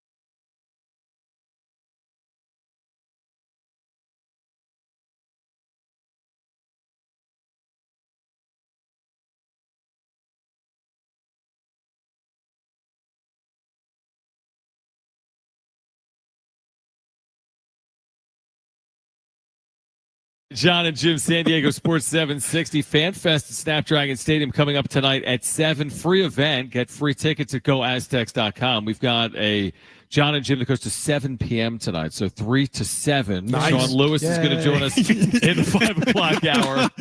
J.D. Wicker, yay, we're going till 7 p.m. You guys get overtime pay? No, we don't. What's that? No. Rich Ohrnberger hanging out. Big Rich, TD, and Fletch. You can hear him mornings, 101.5 KGB. We're talking some football. We're talking some Padres baseball as well. It's like, it's funny because the football offseason is so long. Yeah. You know, like when it starts, you're Feels like forever. When's it ever going to get here again? And then you kind of look up, and not just, we got college football in 2 weeks. We have the NFL in like 3 weeks. I mean, everything just catches up on you a little bit. But I remember, like, when last year ended from a San Diego State perspective, like, we got to wait so long just for the opportunity. I go back to when the Padres last year lost the Dodgers. You're like, you've come all this way. Yeah. Now you're a year away from maybe having that opportunity or not. You went through it as a player as well. Like, it's kind of a weird dichotomy, isn't it? It is, and it's such an enormous frustration, especially when your season ends in a disappointing fashion when it's over, because even when you see it coming, it still feels sudden, if that makes sense. It's there. You're seeing the same faces over and over again. You're kind of in that tunnel where you can't stray too far from the road because you'll brush up against something that straightens you out, and then all of a sudden it's all over. You know, your schedule is completely different, and it feels like you're out of that tunnel and you can see the light of day again. But you almost you enjoy it. You know, you're in it with your guys, with your brothers. Football teams become family. Your main communication is with your coaches and your teammates, especially the ones in your position group. And then all of a sudden it just comes to a sudden halt, and it's jarring, and it's unfortunate. It's even unfortunate when you have success, because unless you ultimately win a championship, or you are, I don't know, I guess you've achieved everything you possibly could have imagined at the outset of a season. I mean, there's always that weird bitterness that's waiting for you on the other side, that and then tomorrow I got to wake up and realize, oh yeah, we have to climb that mountain all over again in a few months, and that's tough. What do you see as far as the outlook for the football season this year for the Aztecs? 3 wins last year. Do you think they can double that this season with their schedule? I'm super optimistic. I think they could. I really do. I think this is a well-led team from the top down, and I want to talk about the athletic director, J.D. Wicker. I think he's made smart decisions with many of the athletic programs, certainly the football team. I think Shawn Lewis is a strong coach, and obviously that's the second layer. And then the coaching staff he's assembled, and some of the faces and names he's been able to keep, because coaching retention is really difficult these days too. Yeah. Everything's hard to keep here in college athletics. It just feels like a train, and everybody's just grabbing on as it rolls forward. But he's done a nice job of collecting some really talented staff members to put around this team, where, again, we talked about the defense, how he's kept some of the core players. There's going to be a lot of transition. They lost a lot of bodies too, but I have belief in this culture, in this system that he's put together. And I think he's had a really good influence on this team. It feels like there's a forward lean this offseason. It feels like this team is ramping up, and it's happening at the right time. I want to get your thoughts on this. So Jaden Denegal, who was recently named the starting quarterback, spent 3 years in Michigan. He played for Jim Harbaugh. He was J.J. McCarthy's understudy in 2023. He actually got on the field in 2023. Right? Not a ton, because Michigan ended up winning a national championship, but he was on the field through a touchdown pass, I think, as well. What's the value in being in that environment? Now, he wasn't on the field every play, but he played for Jim Harbaugh. He won a national championship. He played under J.J. McCarthy. What's the value in that? He saw college football at the highest perceivable level, and he's been there all the way through the rigor that it takes to be a champion. And I say this all the time. It doesn't matter if you're a starter or you're a backup. You're a Division I college football player, and that means you are literally a heartbeat. And Jaden Denegal will tell you this about his career: a heartbeat from being on the football field. You go from wearing a headset, not 100% certain where you left your helmet, to being on the football field or in the locker room waiting to hear the news on your quarterback's ankle or his knee or whatever, wondering whether or not you're going to get the start next week. And that's what it takes to be a backup, being a starter, obviously, like he is now just announced, the preparation goes up a level, the accountability goes up a level, but being the guy behind the guy in a program that had success to that point, and being a part of a program that saw the highest heights of college football, it only benefits his team. I mean, you see it with the Padres. We were just talking about the Padres moments ago. How many times did they bring a guy into their clubhouse as a character guy who has World Series experience? It's just important. Across all sports. Yeah. It's just what you want. You want to surround your team with as many winners as possible. And Jaden Denegal is a winner. Trey White, we had him on at a golf event a couple months ago, I want to say. He said something that was very interesting. Talking about last year's team. Yeah. Just flat out said, a lot of guys in that team weren't pulling on the same rope. Guys were in their own agendas. Guys had their own, things that they were doing. And that's something that they got to cut out for this year's team. I mean, like, that's like the most difficult thing is when you're part of a team and you have people that are, doing their own thing or pulling on a different rope. And it's just, I mean, that's got to be the worst thing as for a team sport. I heard the interview. You guys did a great job. He did a great job. And I give him a lot of credit for saying it because oftentimes you'll hear players, and I know, and I've been there, you make excuses or you obscure certain hard truths from the general public because either A, you don't want to admit it, or B, you want to protect the culture. Yeah. But I think if you are going to solve a problem, the first thing you need to understand is the problem. Right. And there it is. Yeah, like 100%. if you are aware that guys aren't doing the right things, or in his terminology, pulling the rope in the same direction, you got to find those guys and either put your arm around them and say, hey, we need more out of you. Or unfortunately, sometimes you got to either put the pressure on them for them to leave the program, which is a part of coaching, and it's the hardest part of coaching now at the collegiate level, or, hope that the players you bring in to compete either teach that player to compete better, to perform, to pull on the rope the same direction, or they're going to find themselves a seat on the bench. Yeah, for sure.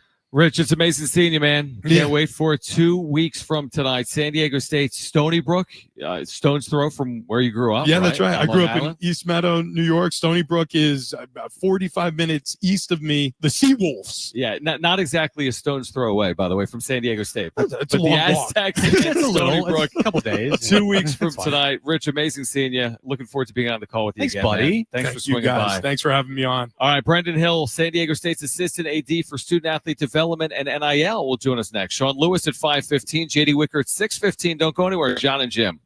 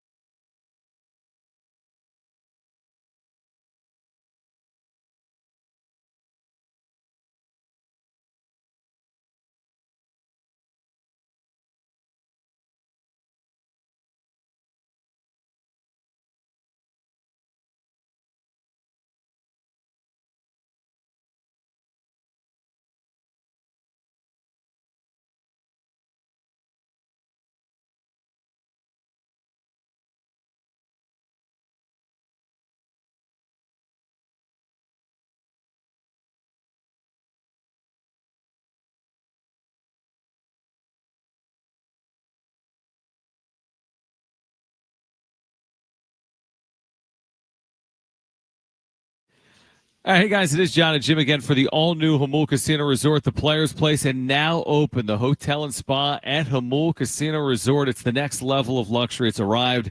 Treat yourself. They've got a stunning new stay for you, rooftop relaxation, indulgent spa treatments, all the thrills of Jamul Casino Resort, now all in one unforgettable destination. And savor San Diego's ultimate endless dining experience at the all-new Jamul 23 from their world-famous lobster brunch, served every morning to their VIP endless dining experience each evening. Indulge in chef-curated specialties, seafood, prime cuts, and decadent desserts, all with stunning panoramic views. We love the food over there. It's terrific. Love it. As Tony Gwynn Sports Pub, you can watch all the sports action, right? We're heading down the backstretch of the Major League Baseball season, college football, NFL, about to get underway. Enjoy the food. Enjoy the drinks. Enjoy it all at Tony Gwynn Sports Pub, the all-new Hamul Casino Resort, the Players' Place.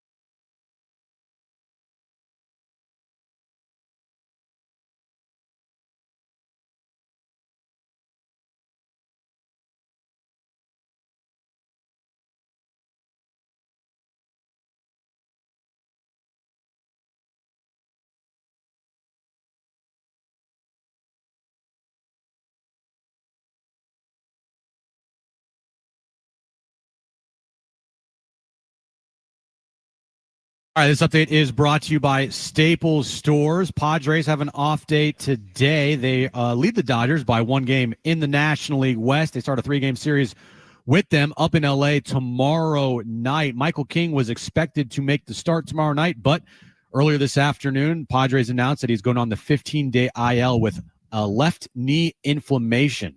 Randy Vasquez has been recalled to the active roster. How many times have we all said that was easy? Well, the Staples Easy button is back. It's got everyone saying it again for custom prints, shipping services, even passport photos, plus quality products delivered next day to over 98% of the U.S. Staples. That was easy. The Scarlet and Black on full display tonight at SDSU Fan Fest. We're live at Snapdragon Stadium with all the insight and analysis for the open practice at 7:05 and the opener in 2 weeks versus Stony Brook. Back to Jon and Jim.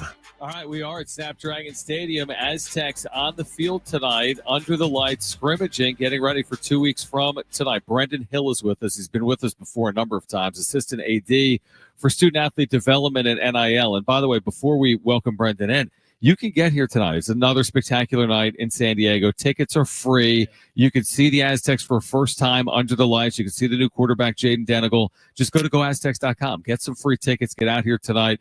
You played college football. You must be so excited for the return of the football season. Absolutely. I always tell the guys around the facility, we had some preseason meetings, kickoff meetings, and things like that, and I still get the itch just from the time of year, the smell of the grass, all those things. So really excited for our student athletes to get out there and show what they can do this year. How excited are you for year 2 of Shawn Lewis, now seeing them on the field, practice, training camp?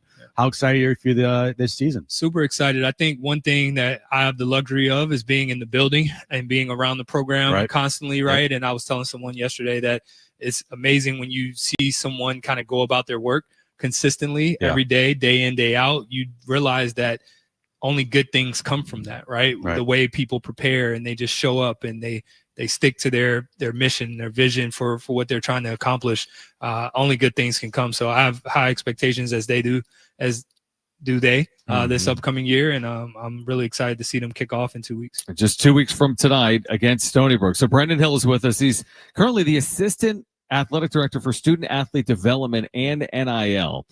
So let's start there. It's always evolving, right? Yeah. So the NIL space, how's it evolving specifically at San Diego State for your department and for these student athletes? Well, my new title, leading student athlete development and NIL, it's really the intersection of supporting our students holistically, right? So the new house settlement allows us to directly compensate student athletes and for their name, image, and likeness and things like that, and kind of bring some of those things that traditionally were outside of our purview with the collectives and things like that under our purview.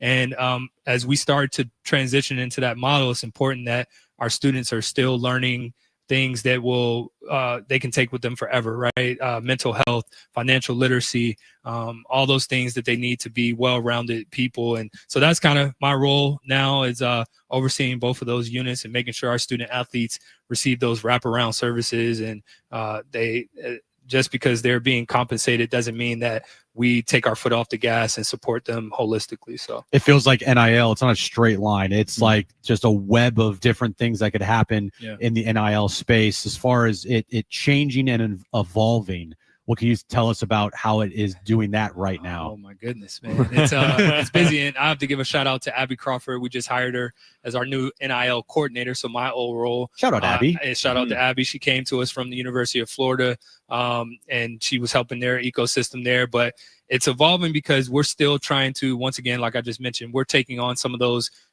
things that maybe a collective used to do, and we're tasked with those things now. So building that infrastructure a little bit, but then also not taking our foot off the gas on the true partnerships and brand deals that we've traditionally, I've traditionally led. So we're really excited. We have a partnership coming up with J-Lab that's going to feature Jaden Denegal, Trey White, and J-Lab's a big brand partner of ours. They're based in Carlsbad.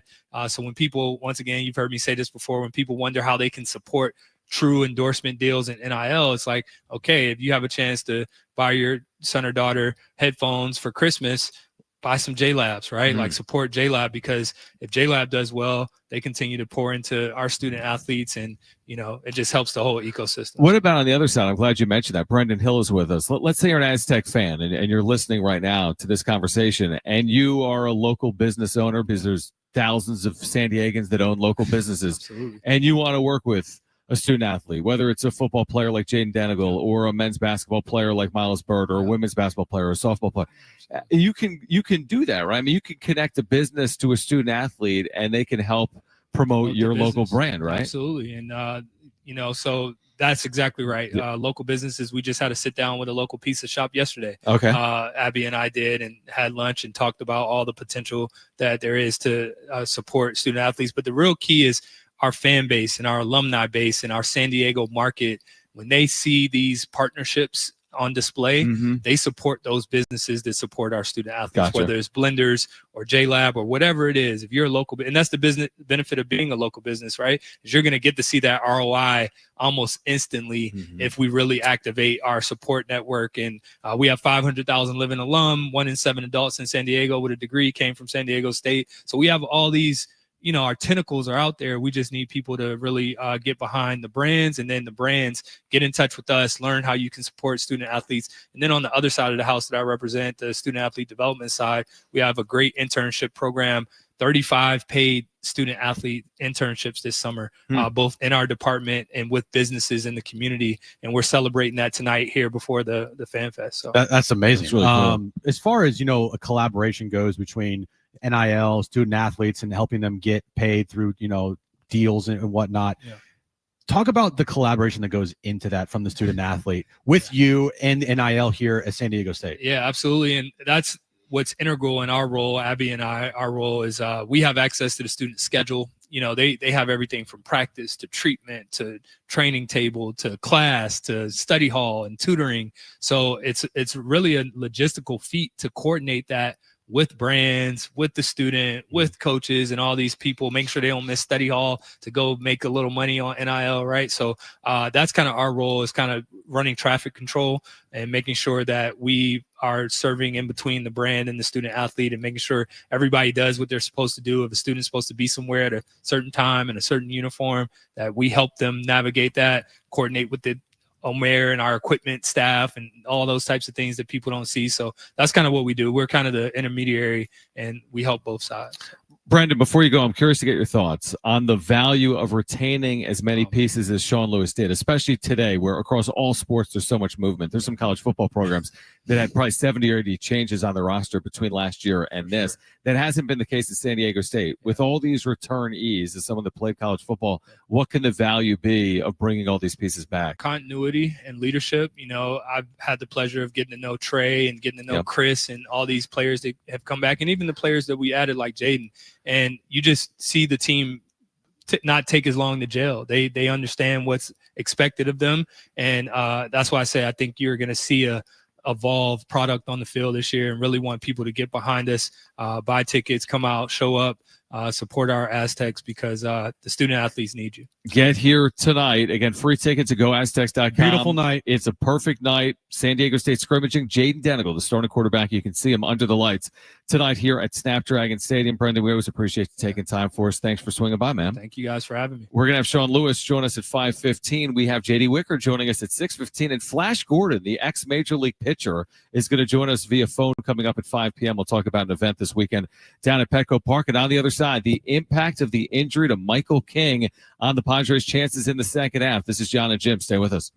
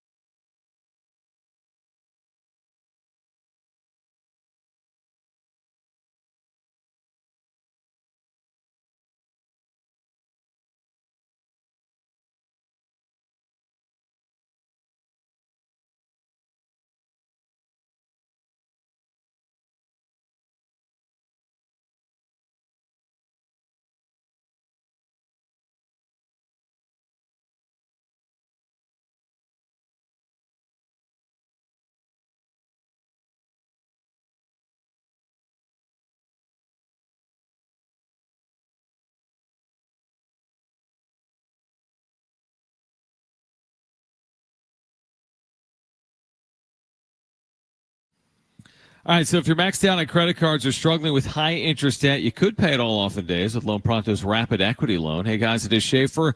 Get cash out now without touching your low-rate first mortgage. No appraisals, no waiting, no BS. The Rapid Equity Loan Program at Loan Pronto, it really is amazing. One Loan Pronto client just got $300,000 approved in under 24 hours, paid off debt, renovated their kitchen, cut their monthly expenses by $1,800. Just a huge turnaround. Loan Pronto instant approvals, low rates, no hard credit pull up front. It's your home equity. You can use it. Get cash to consolidate your debt down to one easy, low monthly payment. Call Loan Pronto now for a free instant appraisal for your home and see how much cash you can get today. Call now to start the conversation. That's 619-207-4336 or loanpronto.com. 619-207-4336. Get debt relief now at loanpronto.com. Equal housing lender, NMLS 1661781. On approved credit, NMLS consumeraccess.org.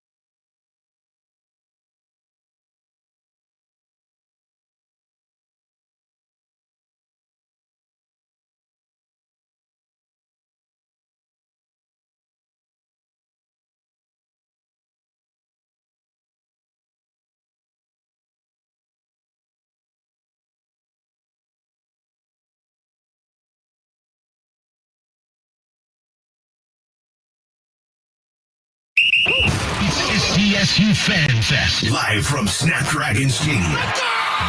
As we count down to the Aztecs opener in 2 weeks versus Stony Brook. Throw goes for the end zone, and it is caught for a touchdown. Jude Wolf. We're giving you everything you need, plus a look ahead to tonight's open practice with Jon and Jim. All right, back here from Snapdragon Stadium, San Diego State's Fan Fest and football scrimmage tonight at 7:05. Free tickets at goaztecs.com. Shawn Lewis will join us at 5:15. JD Wicker, San Diego State's athletic director, at 6:15. We've got the extra hour. We're going until 7 p.m. here today. Flash Gordon, who had a terrific Major League Baseball career as a starter and reliever, will join us at 5 p.m. We'll talk more about this high school showcase that's in town this weekend with Flash Gordon. He'll join us coming up in about 15 minutes. We started today talking about the impact of the injury to Michael King. If you missed this, it literally broke a minute before we came on the air at 3 p.m. The Padres tweeting out that Michael King has been placed on the 15-day IL with knee inflammation, and Randy Vasquez has called from AAA. We assume, although I read in the UT, he's not yet listed as a starter tomorrow, Vasquez. Like, they could go with an opener and then turn to Vasquez after a first or second inning. But presumably you're going to see 4 or 5 innings tomorrow from Randy Vasquez replacing Michael King. Well, just for tomorrow's game, it's a good thing they're coming off an off day, because if you know, they could go opener tomorrow if they wanted. They could do Really Randy Vasquez. they want, They can do whatever they want. My guess is Randy Vasquez will start. That's my guess. Okay. Because you just recalled him. I don't know his last start in the minors. I just saw it. He threw 68 pitches. I don't know the day of it. I'm assuming it was 3 or 4 days ago or 5 days ago. So maybe not. I don't know. Maybe they're thinking opener. Maybe. Yeah, maybe. I'm not sure the day he threw. It's a good point. Like, when did he last throw? Because you weren't banking on Michael King going on the IL. So it doesn't automatically line up. Let's see when he pitched last. He threw 68 pitches when he did it. So he threw a good number of pitches the last time he threw. But yeah, it's a good point. It's a very good point. Randy Vasquez, El Paso. Are you going to see his day by day? Or his game log? Yeah, I don't know when he pitched last. It was definitely this past week. Yeah, I can't find it. Well, he certainly, I would assume he could start for you. I mean, it's out there. I just can't find it. Yeah, I mean, I would assume he'd be capable of starting for you, but I don't know the answer to that. If you go opener, though, you have a couple options that I think they're going to go with. Number one, David Morgan. I think Morgan would start the game. He can give you a couple innings. Sure. And he's pitched great this year. Then if you wanted to go all 5, you can go all 5. Multiple innings from Morejon, multiple innings from Adam or Estrada. Not my preferred strategy. It's not the preferred strategy. Not tomorrow. I get it, but it's a lot. In a pinch. Yeah, in a pinch, you could do it. You could do it. I agree. And what do we say? Winners find solutions. Hey, are they going to do what we are talking about right now in a game this year? Probably not, unless it's against the Dodgers, unless it means a lot. Right. And tomorrow's game, I mean, they all mean a lot. Yeah. They all mean a lot here going forward. So if Mike Schilt wants to do that, I mean, it's there for him. But you're right. I don't think they're gonna do that because. Then what about Saturday night? And what about Sunday night? And the next rest of the week? Yeah. So you put yourself behind. You're gonna need a little length here, probably 3 or 4 innings. Did you find it? No, and I saw it somewhere earlier. I'm assuming he's available to give you multiple innings. I wouldn't expect him to be recalled if he's just gonna not pitch on Friday or only be available for like an inning. I would think they'd go with the guy that could give them 3 or 4 plus innings. So I'm assuming he hasn't thrown in the last. It's at the UT, I'm sure. Maybe someone has in the chat. When's the last time he threw? Well, Luis Campisano hit a couple of home runs last night. That's great. I don't know the last time he threw, but he did throw. Okay. Oh, I know when. 4 days ago. Okay, perfect. Yeah. So he's going to start tomorrow. So yeah, that was Sunday. Yep, he started on Sunday. He's going to pitch. He's going to start tomorrow night. So the conversation we just had doesn't matter anymore. Is void. Yeah, he'll start tomorrow night. Yeah, I mean, but the issue remains the issue, which is they haven't asked Randy Vasquez to be a guy to go 5 innings, and then you're asking your bullpen to cover, 4 2/3 or 5 innings or even more than that. And again, for one game, of course, you can do it. You can do it multiple times in the second half of the year. But Mike Schilt's been very outspoken about overusing his bullpen. Mm-hmm. I mean, he really has. And you've gotten length here and there from guys like Pivetta and Cease, and then you haven't necessarily from guys like Darvish. Occasionally, he's coming off a very good start, or Michael King, who went just a couple of innings. Nestor Cortez, they've been more careful with. They've gone to their bullpen in the 5th inning in his first 2 starts. But yeah, is it overcomable for a game? Of course it is. Is it overcomable for the rest of the year? I mean, it's a loss. It's a big loss if you didn't have Michael King. Nobody's saying he's out for the year. But then again, nobody's saying he's coming back September 1st either. And don't let this little dark cloud of Michael King going on the IL, distract everybody from the fact that this team is playing really, really good and that they have a 1-game lead in the National League West. Mm-hmm. It's not doomsday scenario today, guys. It's not, even though I've seen the chat, I've seen social media, people are freaking out. It's not the end of the world. This team is still playing great baseball. Their bullpen still intact. Their lineup, their offense has been much better. They're 14-3 in their last 17. Yeah, is it a bummer that you see this news today, Michael King, when everything is going like perfectly for you guys? Mm-hmm. Michael King goes on the IL. At least it's not an arm though. At least it's not an arm. But still, it's not the end of the world. And I guarantee you, if the Padres take 2 or 3 this weekend at Dodger Stadium, we're not going to be talking about it come Monday. Like, Michael King's on the IL still. Yeah, I agree. It's only the end of the world if you end up not having him when you really need him. Or if he misses the rest of the season. Yeah, then it is the end of the world. Like, you can win 2 out of 3 against the Dodgers, but it goes back to your initial point. I'd prefer to lose 2 out of 3 against the Dodgers if someone told me Michael King was healthy. Fully healthy for the rest of the year, I'll take the series loss. As opposed to not knowing if he'll pitch again, that to me isn't even a conversation. You're going to get to October where everything is at a premium, and if this were the case, if you're missing a guy with a 2.8 in his career in a Padres uniform, like, you're missing a lot. If that's the case. Yeah, don't get me wrong. I don't want to see Randy Vasquez or Nestor Cortez starting a postseason game. Yeah, you're asking for trouble, right? You are asking for trouble. Yes, you are. And you don't want to turn to your bull and say, well, your bullpen could bail you out against the Brewers in Milwaukee in the 3rd inning. I mean, maybe. But you're asking a lot of your bullpen. But remember what you said about the schedule in the DS. Yeah, the off days. You only need 3 starters in the DS. You only need 3 starters in the DS. Now, if you make a wild card round, you only need 3 starters. You only need 3 starters in the wild card round. But once you get to the division series, you need a 4th starter. I mean, there is a scenario potentially, if the Padres make it as a wild card, that like Randy Vasquez or Nestor Cortez, if Michael King didn't return, right, will be starting game 1 for you in the DS, potentially against the Dodgers. And game 5. Yeah. Right. So when you say you can't get around So when you say it like that, yeah, it's a good point. Well, there's the value of the bye. Well, wouldn't the game 2 starter be game 5?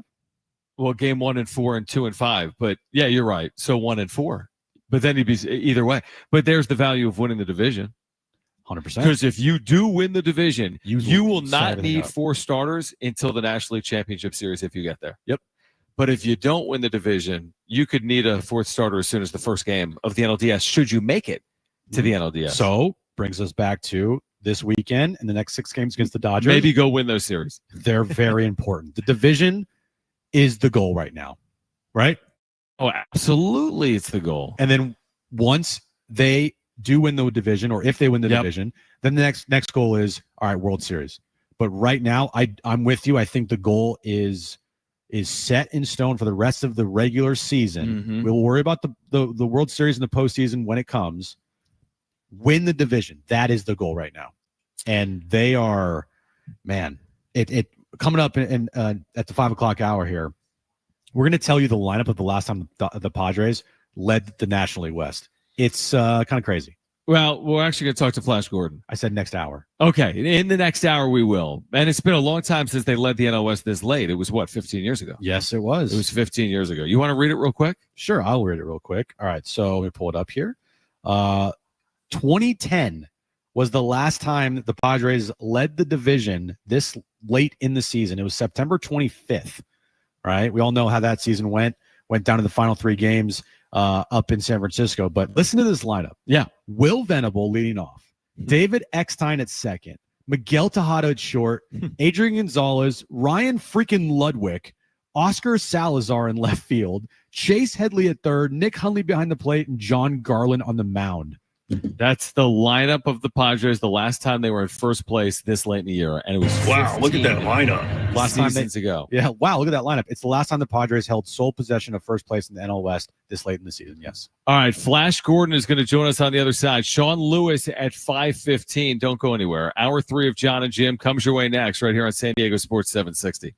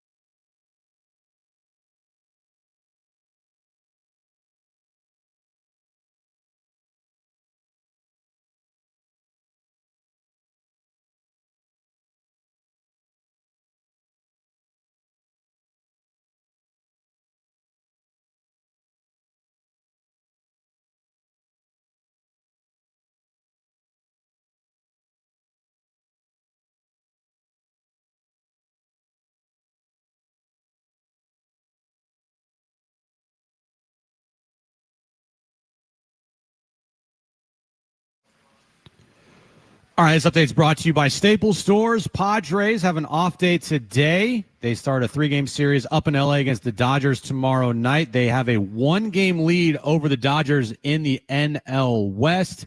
Tomorrow night's matchup will be Clayton Kershaw against now TBD, as Michael King has been placed on the 15-day IL earlier today with left knee inflammation. Randy Vasquez has been recalled to the active roster. How many times have we all said that was easy? Well, the Staples easy button is back, and it's got everyone saying it again for custom prints, shipping services, even passport photos, plus quality products delivered next day to over 98% of the U.S. Staples. That was easy. Can you feel it? The gridiron looms. In 2 weeks, the Scarlet and Black open up the season versus Stony Brook. But today, we're live at Snapdragon Stadium getting ready for SDSU Fan Fest. Come on, let's go! And the first look at what Shawn Lewis and the Aztecs are preparing. Look for Napier, and he comes down with it for a touchdown in the near side. Now we go to the voice of the Aztecs, John Schaefer and Jim Russell. All right, San Diego and Southern California, what's going on? This is hour 3 of John and Jim. We're here until 7 because San Diego State's Fan Fest is out at Snapdragon Stadium, and we are getting you ready. We're going to switch gears, though, momentarily because we're expected to be joined by Flash Gordon. Tom Gordon, 3-time All-Star in the major leagues. Great career as a starter and a reliever. Mentioned earlier that he's one of the only players in baseball history with 100 wins in his career, 100 saves, and 100 holds. And we've talked about this Dick's All-American Classic. It's this Sunday at 5 p.m. at Petco Park. It's one of the premier high school showcases in the country put on by Perfect Game. It's a free event. It's free to attend this Sunday at Petco Park at 5 p.m., and the first 1,000 fans are going to receive a free poster with all the players on it as well. All you have to do is enter at the home plate gate at Petco Park, but a free event to attend. There's even an autograph session with these former major leaguers like Flash Gordon, and you can get all the information at pgallamerican.com. That's pgallamerican.com. Brent, let me know if you have him. If not, I have his number, so I can send you his number. Okay, I'm texting it to you right now because I think he tried you. I'm texting you his number right now. All right, so we'll have Flash Gordon with us momentarily. And we'll talk about this upcoming event this weekend. He was in Japan. He got to San Diego, I believe, today. He was managing a Perfect Game team, a team for the U.S. in Japan. They win the tournament. Flash Gordon. So this guy with 100-something career wins. He's been involved with Perfect Game for a long time, and he was in Japan, and now he's in San Diego for the weekend. So big. I mean, listen, we got Padres, Dodgers. Huge weekend here. We got Perfect Game. We've got Fan Fest here tonight. So there's a lot going on. There's a lot going on, which is better than the alternative when nothing is good. We have some weeks like that over the course of the year. Yes, we do. We have weeks where nothing happens, but we are not short of things happening this weekend and next weekend as well, and really for the rest of the year. I mean, we got Aztec football starting in 2 weeks, Aztecs basketball starting here soon, and then Padres baseball for the rest of the season, hopefully a deep run in October. A lot's happening. There's a ton happening. All right, so we were just touching on this Dick's All-American Classic, Sunday at 5 at Petco, free event. All the info at pgallamerican.com. We have Flash Gordon, the 3-time All-Star, the starter, the reliever, the do-everything guy in the major leagues. And I was told earlier today that you were managing a U.S. team in a tournament in Japan, and you just got to San Diego now for this weekend's event. I know you've been involved with Perfect Game for the better part of the last decade. First of all, thanks for joining us here today. And secondly, how was this event in Japan, this tournament that you were just managing in? Well, I thank you guys for having me. And like I said, man, I've had wings on my body because I've been flying all over the place, and it's fun for me. It really is. I enjoy it. I enjoy being a part of Perfect Game and what we've done in regards to the kids and giving them that platform to showcase their talents. What are you looking forward to most this weekend here at Petco Park with the game coming up here with Perfect Game? Well, the most important thing is the kids, and these guys have done such a wonderful job of preparing themselves from the time they were 7 or 8 years old to get into this place where they're All-Americans. And, it's as a coach, I really appreciate the opportunity that I get a chance to hear how they've done things, what has motivated them, how they prepare, how they kept the grades up, because there's so much that goes into it. But it's not just playing baseball, but for the most part, you get an opportunity to play the game you love, but in front of all the people that show up and all the scouts and your parents and families, because for them, this is a big showcase. This is a game that, I'm sorry, not a showcase, but this is a game that you get to showcase your talents at the very elite of elite that'll be going into college and professional ball. And you want to show out when you're out there on that field. And I enjoy it. I enjoy watching these kids. I enjoyed my opportunity in Japan. I mean, it was what a wonderful event. A Perfect Game put on a great event. We had a lot of people over there that did their jobs in regards to make sure everybody got where they needed to be. We had really good talent. The players played great. We saw some really, really good pitching from Chinese Taipei, Japan, Indonesia. I mean, we just saw quality play that you're seeing improvement in the game, and these kids now are starting to notice one another, recognize one another, and I think the international play is going to definitely get a lot stronger than it has been because they're now actually seeing what our talented travel teams are doing, and they're getting to face us throughout the seasons. It is just going to make them better. Flash Gordon with us right now. Again, the Dick's All-American Classic this Sunday at 5 p.m. at Petco Park, a free event. You can get there. All the information at pgallamerican.com. That's pgallamerican.com. We want to get your playing career. Of course, here locally, we've all been following the Padres, who have played really good baseball. They're now in first place in the NL West. But I look at the game, even since you retired, it's become even more specialized. But you were able to fill a lot of roles, a successful starter, a great closer, a setup guy as well.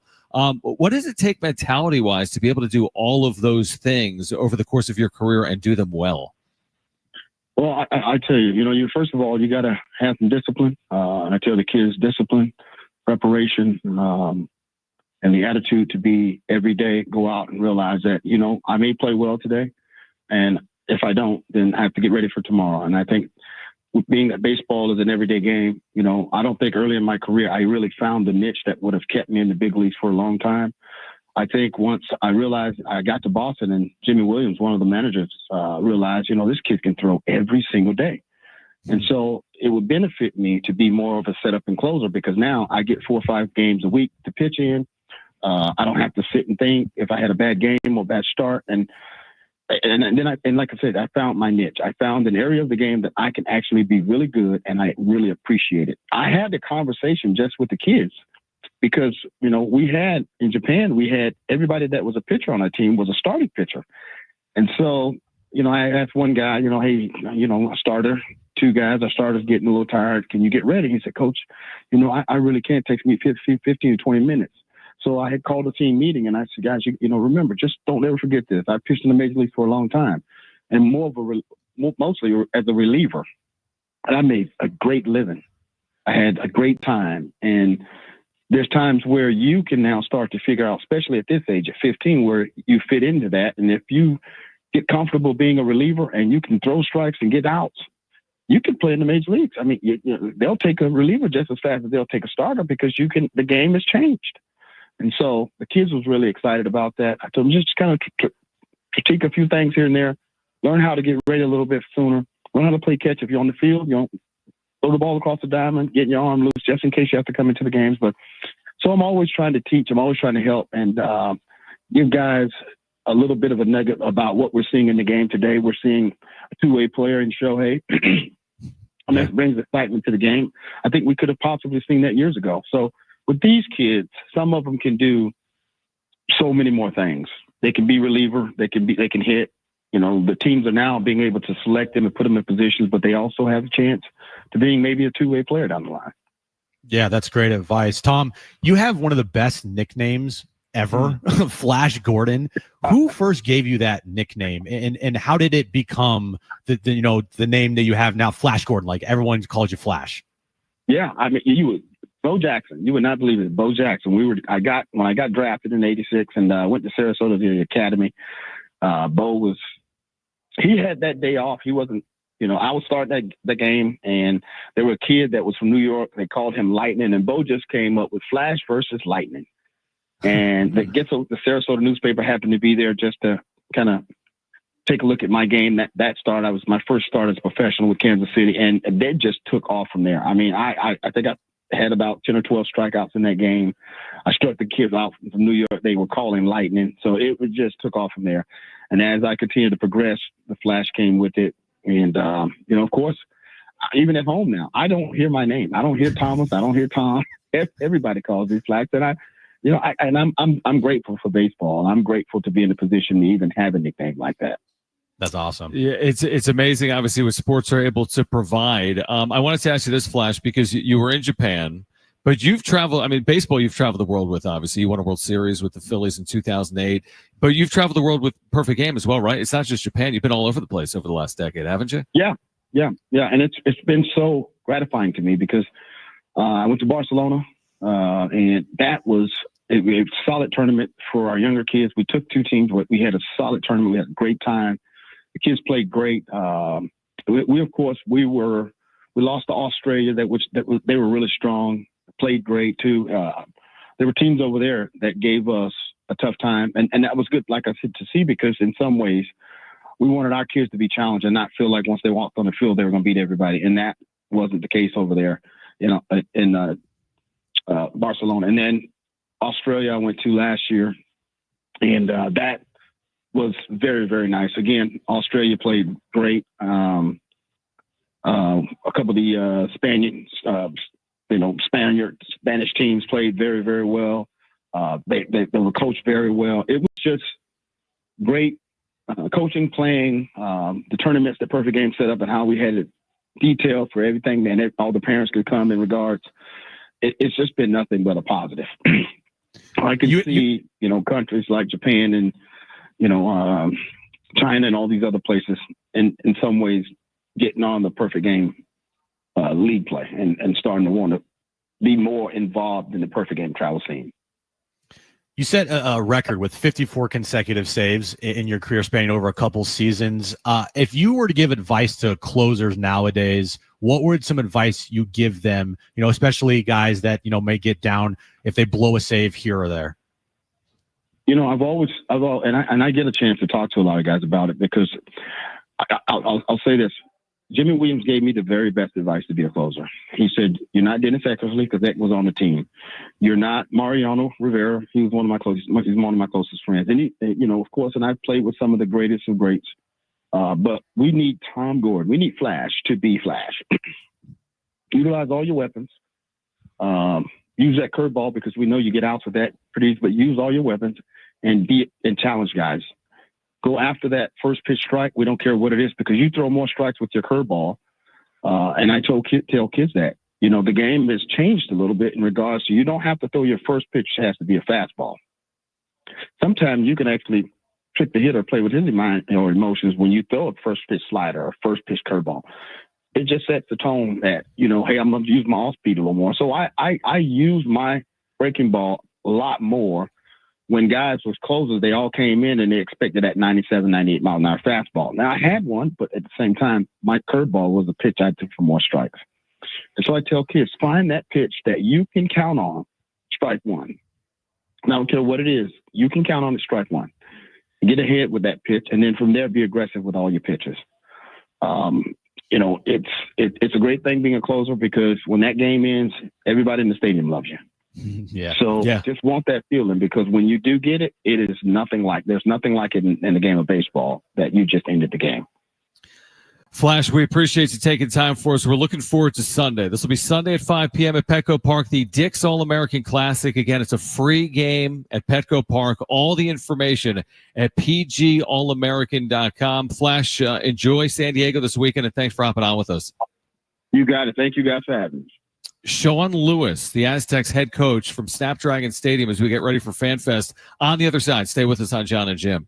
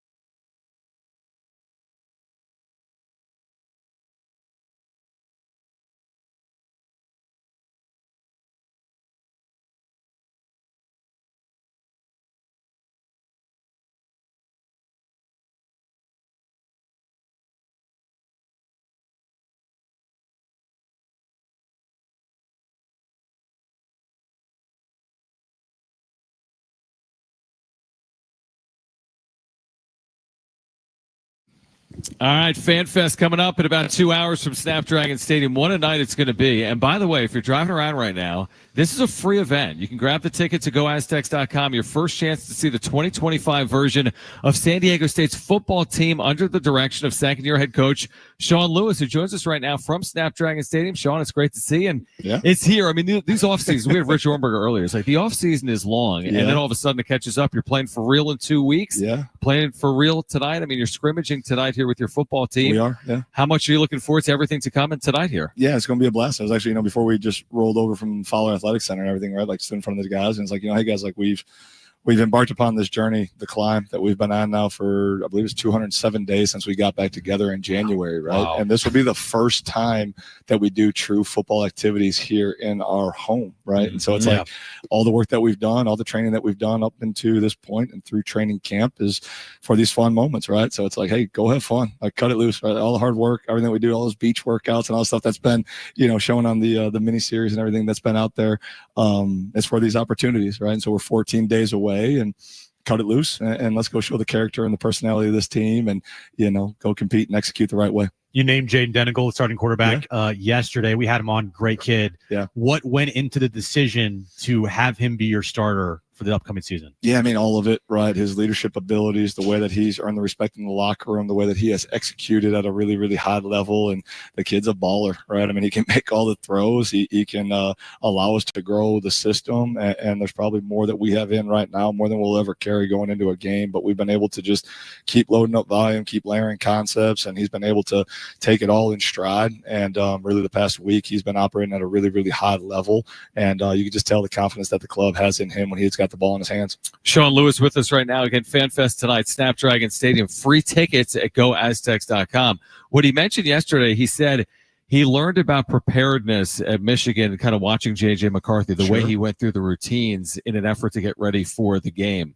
What is the value of the experiences that he went through over the last 3 years with Michigan's football program? Yeah, I mean, when you don't know what the journey is until you've actually walked it, right? And so he's gotten to feel what that process looks like, what that process feels like, and to learn from a guy who, took a team that he wasn't the starter at one point in time and elevate that program to the highest level that you can achieve. And Jaden's a very cerebral kid. He's a very, observant kid. And so, the way he's gone about his process and the way that he's gone about his preparation since we've been together on the Mesa, you can tell he took good notes and was a very studious learner right under JJ, and it has positioned him obviously for this opportunity.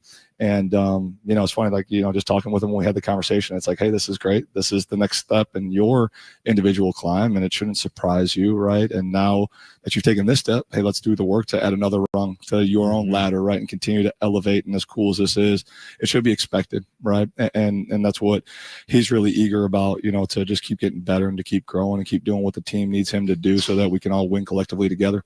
Where have you seen the biggest growth from your offense from the start of training camp to it is right now? Continuity along the offensive line, right? I mean, so when we left the spring, there were still a few pieces of the old line that everyone will see tonight that weren't with us. So getting all those guys collectively together and seeing the front and making the calls through the same set of eyes so that those big dancing bears can all be on the same page and execute the way that they have been.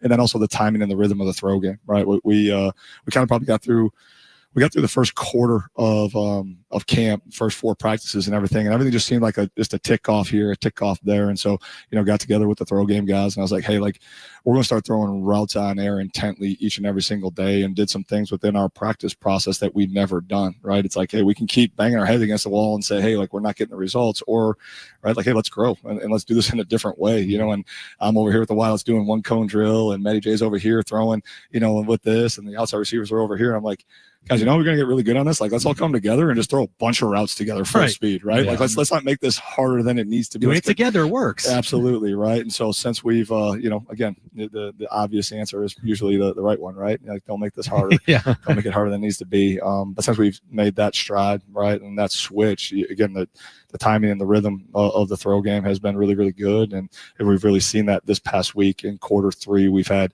5 straight days of practice leading up to tonight. This will be our 6th straight day of practice. And just the efficiency and the quality of ball across the whole program has elevated because the defense has started out so far ahead, not to get real long-winded here and everything, right? But like we're really talented in the back end. So like that was causing some of the disruption in the timing. And then you got Trey coming off the edge. That good problem to have. Absolutely. Right. Yeah. And so like we've gotten to feel as a program, like if one phase of the ball doesn't come out, like you're going to get overwhelmed. And there hasn't been any of that. There's been a good back and forth all through camp, and steadily the quality of ball on either side and then how it all comes together in special teams has exponentially gotten better and better and better. And I'm looking forward to our fan base being able to see that tonight. Shawn Lewis with us right now. Again, FanFest coming up, 7:05 Snapdragon Stadium. You can get out here. Free tickets at goaztecs.com. Take us inside a quarterback room. You've made this point before. I mean, it's obvious, but sometimes you have to say it.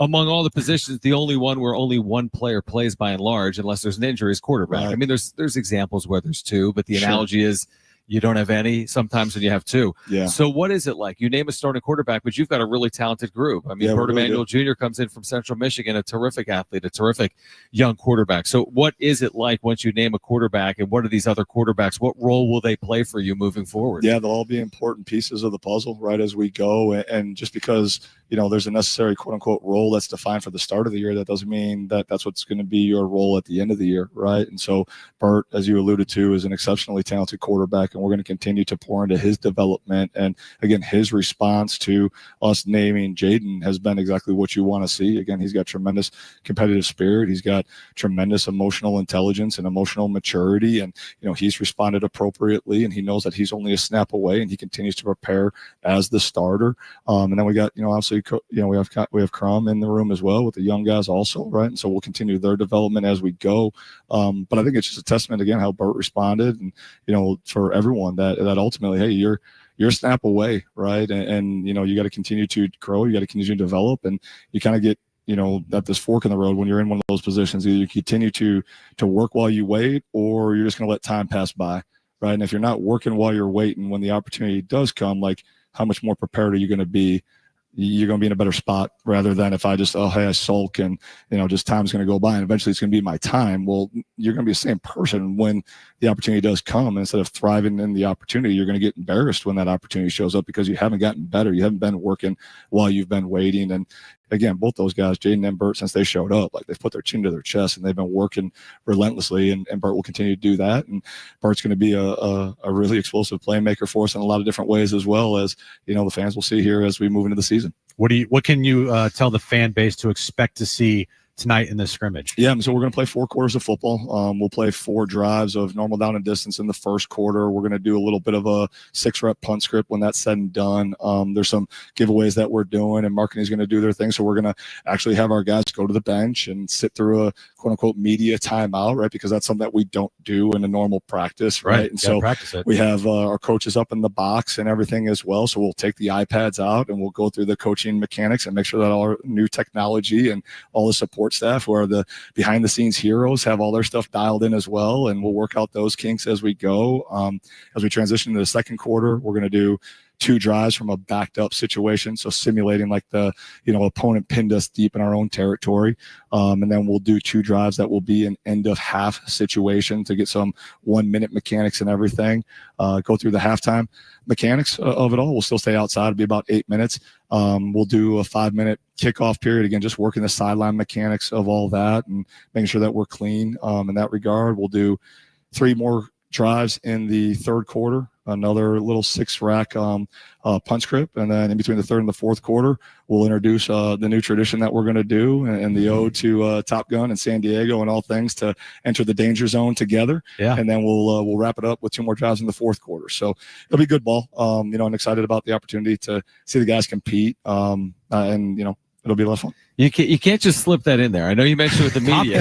When you mentioned Top Gun and San Diego and then college football traditions, I know we might not see it fully on display until Stony Brook on the 20th. Correct. But what do you want Aztec fans to know about what you're trying to establish with this tradition? Yeah, I think things where you can create traditions and make them uniquely your own that tie in directly to a team, so that 20, 25 years down range, this crew can say, hey, we went on a climb together and we were the first ones to do this, and this being we we've rebranded the fourth quarter within our building as the danger zone, and it was one of those things with all of the close ball games, the one possession games that we had last year, right? That we want to win the danger zone. That's one of our goals each and every single week, and so winning the danger zone, aka the fourth quarter, is going to take all of us in all three phases and the community as well. So there'll come a point in time and we'll have this all synced up to where we come out of the media timeout and the horn's going to go off, and we've simulated or acknowledged, hey, we're entering the danger zone collectively together, strong as a fist, and so we're all going to put our fist up. Maybe a little bit of lights, some music, and get the party started as we enter the fourth quarter to win collectively together. Have you been to the Top Gun House up in? I have not. No, it's a pie shop. I have. Yeah, really. It's a pie shop now. It's a pie shop it now. Still stands, but it's a pie shop. So they have like the Top Gun bike that he drove in the movie. They got the Top Gun house. It's by the Mission Pacific Hotel. Yeah, it's a pie shop. But you got to get up there. Get those offensive linemen. Yeah, there's like a Top Gun plaque and everything. Yeah, I've been to the barbecue spot down by the Midway. That was where they did the piano scene, right? And then what was it? Liberty Station was used as like the barracks where they ripped off and everything and all that. So super cool. Absolutely. Super cool. Shawn, we appreciate it. We're looking forward to tonight. We're looking forward to 2 weeks from tonight. San Diego State, Stony Brook right here at Snapdragon Stadium. If you're listening, if you're driving around right now, get to Snapdragon Stadium. Perfect night. Aztec football on display. Shawn, appreciate you, man. Guys, thank you. Shawn Lewis, Aztecs. head coach of the Aztecs. Thanks, man. Darian Hagan is going to join us coming up in a handful of minutes. We're going to talk to San Diego State's running backs coach, was a terrific college player as well at the University of Colorado. Darian Hagan on the other side. Stay with us. It's Jon and Jim.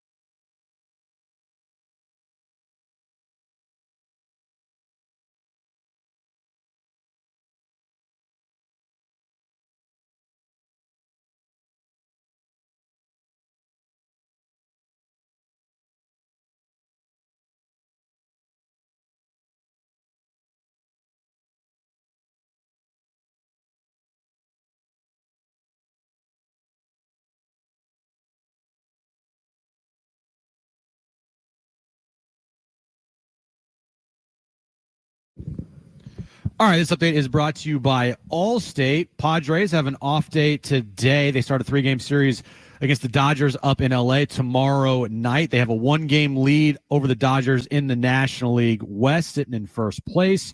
Michael King was expected to start tomorrow night against Clayton Kershaw, but earlier this afternoon, the Padres put Michael King on the 15-day IL with left knee inflammation. Randy Vasquez has been recalled to the 26-man roster. Some people just know you could save money on car insurance by checking Allstate first. Those people are probably saving a carload of cash right now. So what are you waiting for? Check Allstate first. For a quote today, you're in good hands with Allstate. The Scarlet and Black on full display tonight at SDSU Fan Fest. We're live at Snapdragon Stadium with all the insight and analysis for the open practice at 7:05 and the opener in 2 weeks versus Stony Brook. Back to Jon and Jim. All right, this is fun. We got football coming up in about 90 minutes. Finally, football back in the Mesa, scrimmaging tonight at Snapdragon, a free event. You can grab your tickets coming up at goaztecs.com. That's goaztecs.com. Jon and Jim with you. We just talked to Shawn Lewis. We're now going to catch up with this running backs coach, Darren Hagan, a terrific player in your day, obviously quarterbacking at Colorado. We know, national championship, top 5 Heisman finish 1 year as well, now coaching tailbacks in San Diego. First of all, Coach, appreciate you joining us and hope you're doing well, man. I'm doing well. Thanks for having me. What has this transition been like for you? I mean, so much time at Colorado, and last year, beginning this journey at San Diego State. I know you coached previously with Shawn when he was at the University of Colorado, but what have these last 2 years been like for you here at San Diego? Are you looking for some water, by the way? You can use some water. Here, grab some water. Grab some water. Listen, it's okay. This happens with us. Yeah, it does. Okay? This happens. When you got to talk for a living and you can't speak, that's a problem. You're just choked up to talk about this. Yeah, you're so happy. So what's it been like? Second year now on the Mesa at San Diego State, so much time at Colorado. What's the transition been like for you? It's been an easy transition. I never thought I would leave, Colorado, being there 20 plus years. But my connection with Coach Lewis in the short period of time that he was at Colorado, it was an easy transition. When he asked me to join him, I was excited. I was ready to go. Before he even asked me, my bags were packed. Really? There you go. I mean, you can't beat San Diego. I mean, right. Coming here, this stadium, this weather, everything about it in San Diego is great. Looking to you right now as the running backs coach of this team, how is the depth of this running back room, and what can you tell fans about that room in general? It's going to be exciting. Lucky Sutton is the number one. He's a big bruiser. Mm-hmm. He can run. He's really physical. He's really dynamic. He's really, really smart. And then Byron Cardwell is him and Lucky, they feed off each other. Byron is really, really smart as well. He's smooth. He catches the ball well. He's not a guy that's gonna run through like Lucky. He has a little bit of move, and he'll try to create a soft shoulder and things like that. And then, excuse my voice. No worries. And then Kristen Washington. Mm-hmm. Kristen Washington has crazy wiggle. He can do a lot of things. We can line him up as a wide receiver and put him in the slot, and he can catch the ball. He can run. All three of those guys are really, really special. And all three of them, they'll see the field. San Diego is going to be really fired up about those three. What I think is so unique, and Darren Hagan is with us, the San Diego State's running backs coach, is that, and you could speak more to this, recruiting San Diego County. I mean, the three you just mentioned are San Diegans. They played high school football in the county. Right. They're now all going to be on field for San Diego State here in 2025. That's got to be so rewarding for them. But for this program and for the coaching staff to be able to recruit this county and know the level of talent that is here, what's that like? Because you were at Colorado, it's not like there's this ridiculous depth of FBS talent in the state. Right. In San Diego County, you could field an entire team and probably win a national championship. Right. Absolutely. Colorado, you had to go, all over the country. Texas, Texas was a hotbed for them. Right. Florida as well. Right. California as well. But here, you can recruit the area, in San Diego, and like you said, win the national championship. It's capable guys that are really, really special athletes, good kids. And then, and 2 hours down the road, you can go down to L.A., right, where everyone in the country goes and try to recruit kids. The thing about going down to L.A. is you got to convince those kids that San Diego is a place for them, and they can stay home and still, achieve all their goals and have a great collegiate experience as well. So we try to. It's a hard juggle, but it's a juggle that's is rewarding, because at the end of the day, a lot of the guys they choose to leave, but they bounce back, and that's what happened with Christian and Byron. Mm-hmm. What have you seen from Jaden in particular this camp? Obviously, you know a few things about being a quarterback. Mm-hmm. So for him to come from Michigan here, win the starting job, what does that say about him, and then the skill set that you've seen from him so far in camp? I call him Superman because he is really, really dynamic. He has a rifle of an arm. He has really, really fast legs. He kind of reminds you of a guy like a young version of Randall Cunningham. Randall Cunningham can move around the pocket. He can throw that thing on a run. Same thing with Jaden. He can move around the pocket. He's elusive in the pocket. And then he gets to that second level. Forget it, because you're not going to catch him. He's a burner. But he's super dynamic. He's everything that we need in our offense to make us jail. What about Bert Emanuel Jr., who also, of course, joins the program, has a bright future as a quarterback, has been a terrific athlete already in his college career, Central Michigan. We saw him, obviously, a year ago when San Diego State was there. Obviously, his father played in the NFL for a long time as well, Bert Emanuel. What have you seen from Bert throughout this camp, his first year here at San Diego State? I look at both of them. I don't see a drop-off. It's sort of like pick your poison. Both of those guys, they're capable of, doing great things.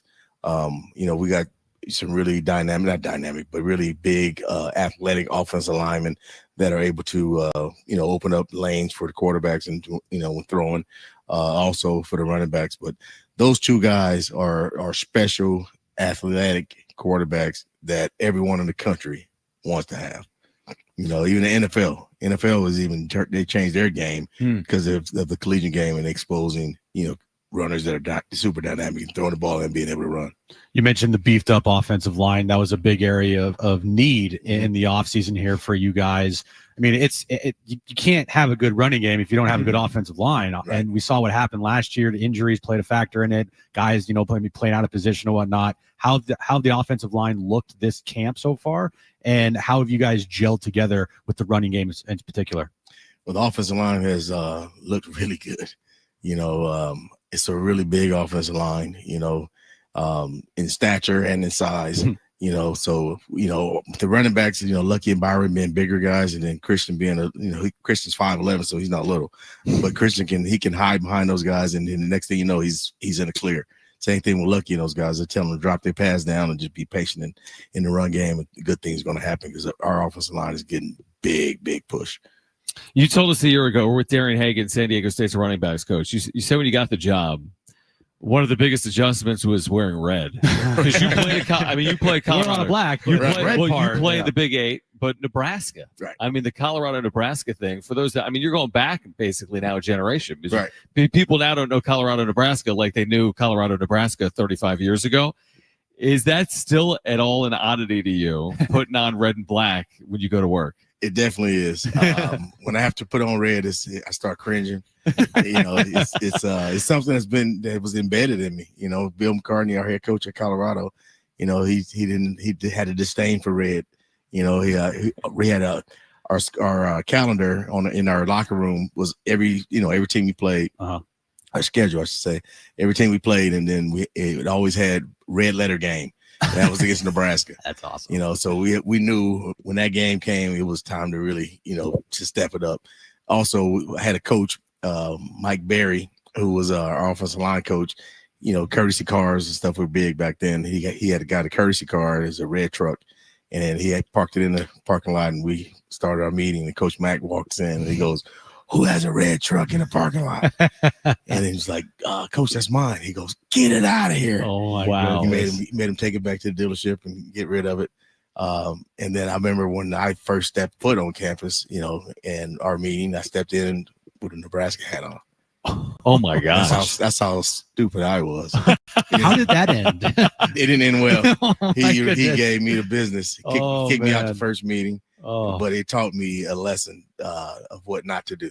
You know, he had to be smart. You know, but I didn't really understand the rivalry at the time. Right. It was spoke about, but I didn't live it.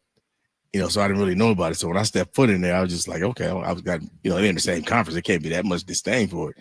And then if I found out real quick. It seems like it. One of those great rivalries that, again, in this world of conference realignment, a lot of people aren't fully aware of. And again, not that it was Michigan, Ohio State, and Ashley, everyone's known about for forever. Colorado, Nebraska has had its heyday as well. And listen, if the worst part of being in San Diego is wearing red, then you're in the right spot. Well, the good thing is, right? That's the only thing. The only thing, yeah. But I wear it. And I see, very minimal red today. Very minimal red. Black shirt. Black shirt, black shorts, just a little red on the hat, but we're good. We're good. They gave me some new red Nike Zoom shoes. Everyone on the staff is warm, during camp. I haven't put them on yet. Have you had this conversation with Shawn? Like he's fully aware of it. Oh yeah. Real quick before Here's you go, some more red for you. You're like, what are we doing? Real quick before you go, what was it about Shawn? Because you had that relationship with him in Colorado, right? I mean, he's the OC. What is it about your relationship with Shawn that has stuck out over these last few years? He is just a natural leader. His leadership skills of men it ranks up there with Bill McCartney. I've seen how Coach McCartney interacted with his staff and how he interacted with players, and it's eerie similar.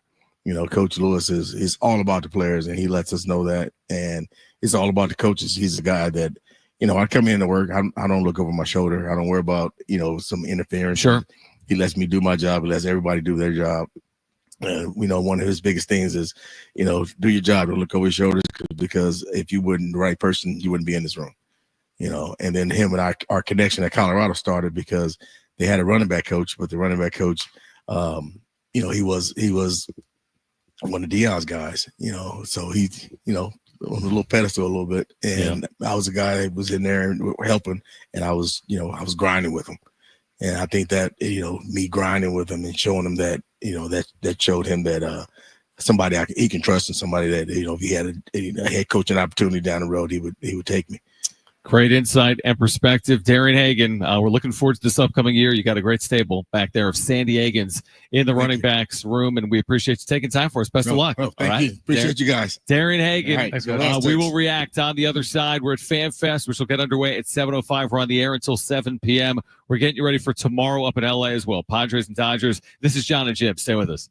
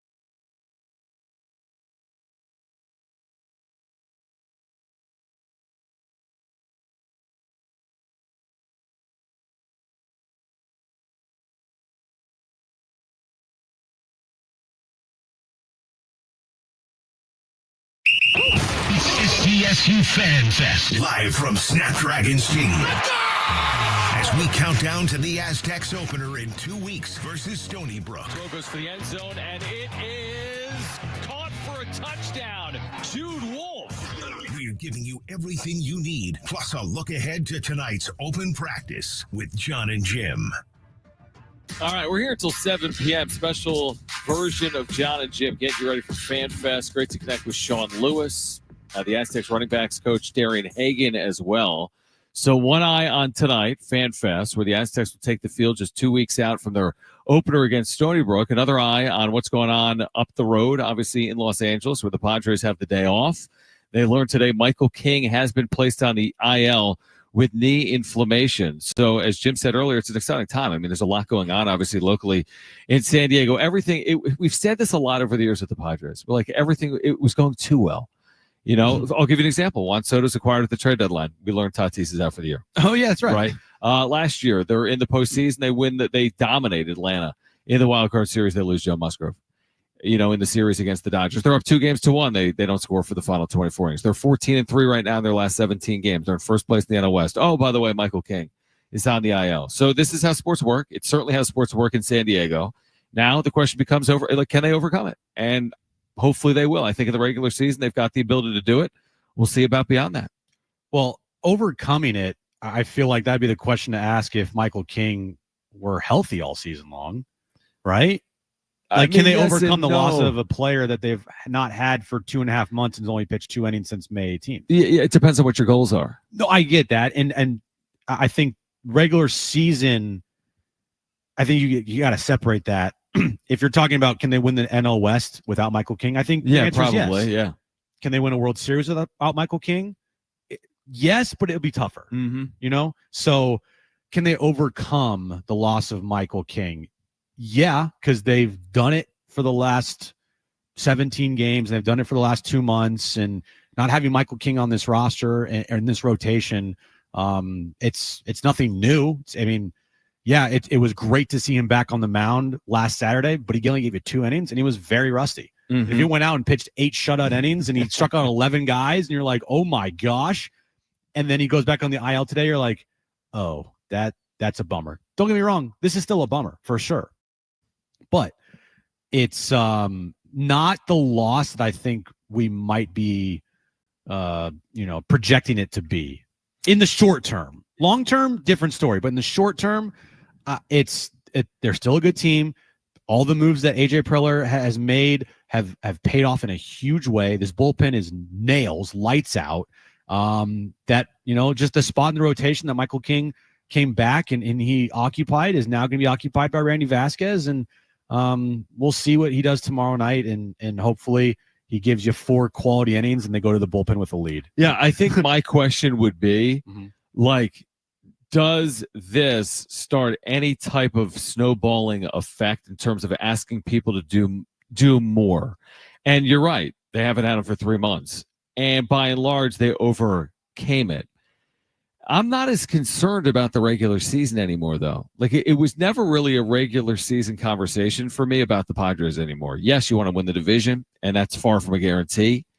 But the conversation for me is not about whether or not they make a postseason or what they do over the final 40 games of the regular season. Honestly, to some extent, it's inconsequential because we've had this conversation. Hey, would you rather be a 4 seed and healthy or a 2 seed and not? So we're not saying you have to win the division to win the World Series. It makes it easier, but we're not saying you have to. But what we are saying is, how much more exposed are you if you lose a key core of your rotation in the postseason? And I don't know the answer. A, because I don't know if he's out in the postseason. I hope he's back, and he very well could be. And B, what does it look like if you had 3 really reliable starters trying to win a World Series as opposed to 4? What is the impact? I just saw a Dodger team win a World Series with 2 reliable starters. Exactly. But that's unconventional. It is. And they had a historically good offense. True. And they won with a bullpen game in San Diego with their backs against the wall, which, again, was a credit to them. So I'm just wondering, what does it take once you get to October? Because I'm not as worried about August and September, truthfully.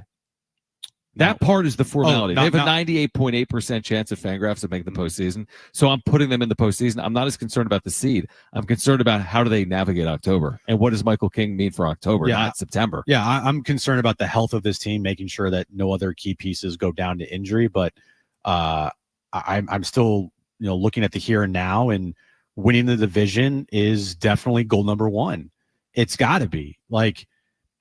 You come all this way, and then what if you don't win the division?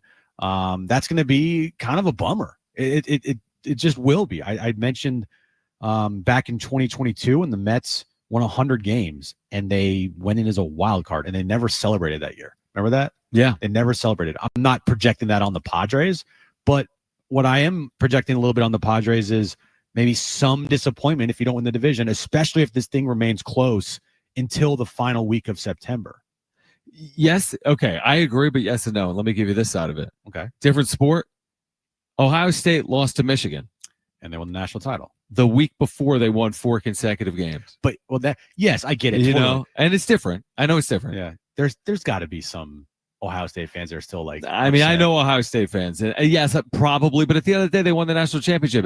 And you would agree in this analogy, who cares if you finish in second place if you win the World Series? Right. It doesn't matter. It doesn't matter. But yes, I mean, listen, would it be a disappointment if they didn't win the division? Like you said, in the now, yes. But if you told me a month later they were in the World Series or won it, water under bridges, right? Oh, 100%. Would never think about it ever again if they didn't win the division but won the World Series. Never. All right, more on that on the other side. We got a whole nother hour for you. We're here until 7 p.m. What? This is uncharted territory. We're talking Padres. We're talking Aztecs. Bob Moosberger, who's in San Diego State's athletics department, was a former AD in the MAC. He was at Bowling Green. Shawn Lewis was at Kent State. He's going to swing by at 6:15. FanFest from Snapdragon at 7 p.m. Don't go anywhere. The final hour of Jon and Jim comes your way next.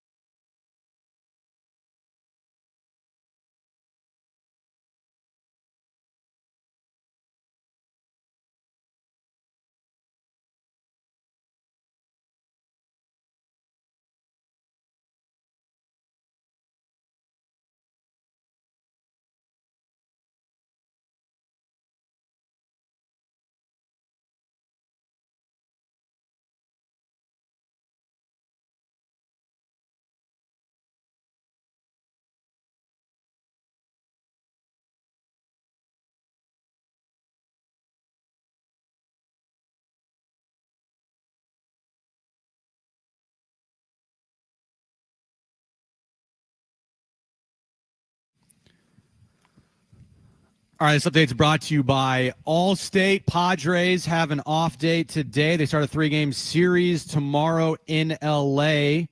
Once first pitch happens, Padres will be in first place. Actually, they're already in first place in the National League West. Clayton Kershaw will be on the mound for the Dodgers. Michael King was supposed to be the starter tomorrow for the Padres, but earlier this afternoon, he was placed on the 15-day IL with left knee inflammation. Randy Vasquez has been recalled to the active roster. Some people just know you could save money on car insurance by checking Allstate first. Those people are probably saving a carload of cash right now. So what are you waiting for? Check Allstate first for a quote today. You're in good hands with Allstate. Can you feel it? The gridiron looms. In 2 weeks, the Scarlet and Black open up the season versus Stony Brook. But today, we're live at Snapdragon Stadium getting ready for SDSU Fan Fest. Come on, let's go! And the first look at what Shawn Lewis and the Aztecs are preparing. Look for Napier. He comes down with it for a touchdown in the near side. Now we go to the voice of the Aztecs, John Schaefer and Jim Russell. All right, San Diego, Southern California, what's going on? This is the final hour of Jon and Jim, and you might be saying to yourself, well, hold on, it's 6 p.m. Shouldn't you be done with your show? No, not today. Extra hour. Extra. Not really extra hour because it's the same length. It feels like it's like a rain delay. And like you think the game's going to end at 10 p.m., but all of a sudden you're still working at 11 p.m. Or you're still watching the Padres late. That's what it feels like to me. So yeah, 4-hour show, but we're going until 7. Why? Because we're at Snapdragon Stadium. They're having Fan Fest tonight, a scrimmage. Your first look at the 2025 Aztecs. We just caught up with Shawn Lewis.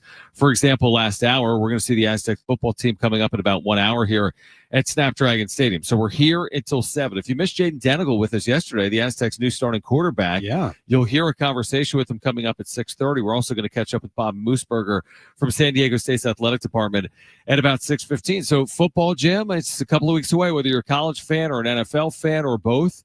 You look up, I mean, we've spent so much time with the Padres, rightfully so, but we're just a couple of weeks away from football, no matter you're a fan of college or pro. Yeah, what was it? Not next Thursday, but 2 Thursdays from now, right? Home opener here, Snapdragon Stadium. 2 weeks from tonight. 2 weeks from tonight. So, yeah, I can't wait. Football is finally back. You get the notifications like, all right, guys, fantasy football starting up. Our fantasy football draft's in a couple weeks. You got college football starting up. Then you got the NFL. I mean, the NFL is already underway in training camps, but a couple Thursdays from now as well, the opener of the season, Philadelphia against Dallas in Philly. So that's going to be a fun game. Aaron's excited about that.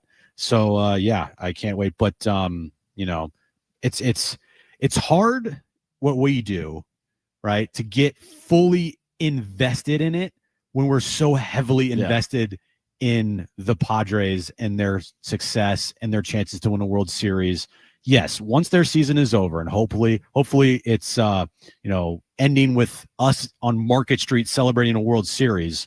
But once the baseball season's officially over for the Padres, then all focus goes to football for me. That's what I honestly, here's the thing that I love right now about San Diego sports. And listen, I know the city has changed drastically in the last decade, but this is like one of the few markets in the country when it comes to pro sports where the attention remains on baseball into the fall. Give me the other market. Give me the other market that has baseball but doesn't have football. There are examples, but I'm trying to think right now. Like when you think about New York City, it's a great baseball city, but they got 2 NFL teams. You think about Philadelphia, great baseball city. They just won the Super Bowl, right? Think about Milwaukee. They're on this historic run. You think the Padres have been good? Look at the Brewers. They have the Green Bay Packers in the state of Wisconsin. So it's a little bit of a rarity. I mean, think about it. Like the Royals could be good. Well, they have the Kansas City Chiefs and so on and so forth. So it's almost an exception. Like it's such a rarity to have a Major League Baseball team that doesn't lose focus because its fans all of a sudden start looking towards its NFL team. Now, again, did anyone want the NFL to leave? No. But it's been 10 years. So now 9 or 10 years later, San Diego has become almost like a unicorn market where the attention remains on the baseball team. I know. Whether they're good or bad or indifferent, the attention remains on the baseball team. And thank the Lord, the attention remains on the baseball team right now because they're playing some of the best baseball in Major League Baseball, 14-3 in their last 17 games. Yeah, and then tomorrow night, I cannot freaking wait because last time Padres-Dodgers met, I mean, that was like cinema. You know, right? Yep. You hear that a lot as kids say, right? It was cinema. It was cinema. That series had everything in it, everything you wanted, other than the fact that the Padres, lost those series against the Dodgers. But still, you had drama, you had good baseball being played, and the rivalry between these two teams, and it continues tomorrow night. One thing we discussed last night on the wrap-up show, John, is with the way the Dodgers are struggling, like how bad they have played for damn near a month and a half. I mean, to put in perspective, since July 3rd, same record as the Rockies. Yeah. 12-22. Yeah. So for about a month and a half almost, they have played really bad baseball Really for bad. their standards. For any standards, 12-22. Yeah, you're right. Yeah, 12-22. Who That's wants awful. to play that kind of baseball? Nobody does. Yeah. Except for Dick Monfort, maybe. Exactly. But the one thing that we discussed, which I think is a something that we have to watch this weekend, is shenanigans on the Dodgers side, because Dave Roberts, because he has a history of doing this.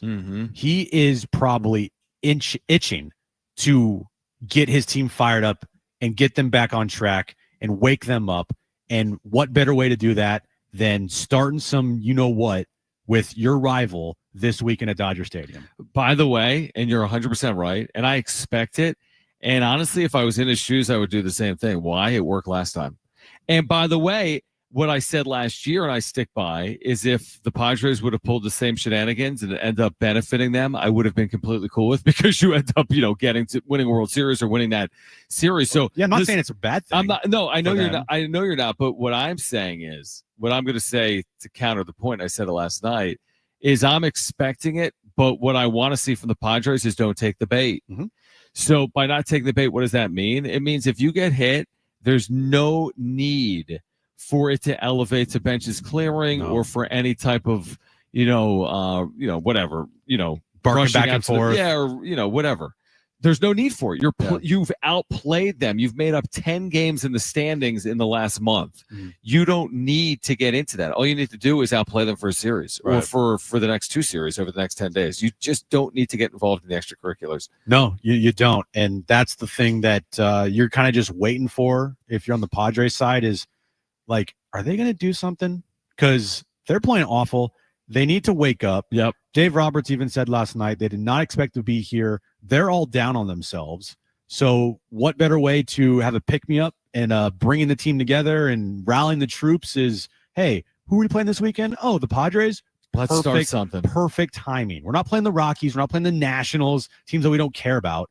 We're playing the Padres, and it's going to be playoff atmosphere like at Dodger Stadium. We need to figure out how to get out of this rut. What better way to start something? And I would not be surprised at all if you see something early in that game tomorrow from the Dodgers side. Now, Kershaw's on the mound, so maybe you don't. True. And Snell's on the mound on Saturday. Glasnow's on Thursday. Oh, no, Sunday. Or sorry, Sunday. My bad. But still, I don't know, man. Some barking back and forth, some chirping, something from the Dodgers side to, try to get them going against the Padres here. The other concern I would have there is just that they need the Padres to wake up. As in, just in general, they need to play a team like the Padres in general to wake up, right? Their rival in the NL West. And we'll see. I'm hoping that's not the case. I'm just hoping they are not playing well, and it's the right time for the Padres to be playing the Dodgers. We'll take a timeout. Bob Moosberger is going to join us on the other side in San Diego State's athletic department, former AD, was at Bowling Green when Shawn Lewis was at Kent State. So we're going to get the perspective from Bob on the other side. We're getting ready for Fan Fest here tonight, coming up at 7 p.m. We're here until 7. We'll hear from Jaden Denegal at 6:30. San Diego State starting quarterback as well. Don't go anywhere. Jon and Jim, San Diego Sports 760, live on the iHeartRadio app.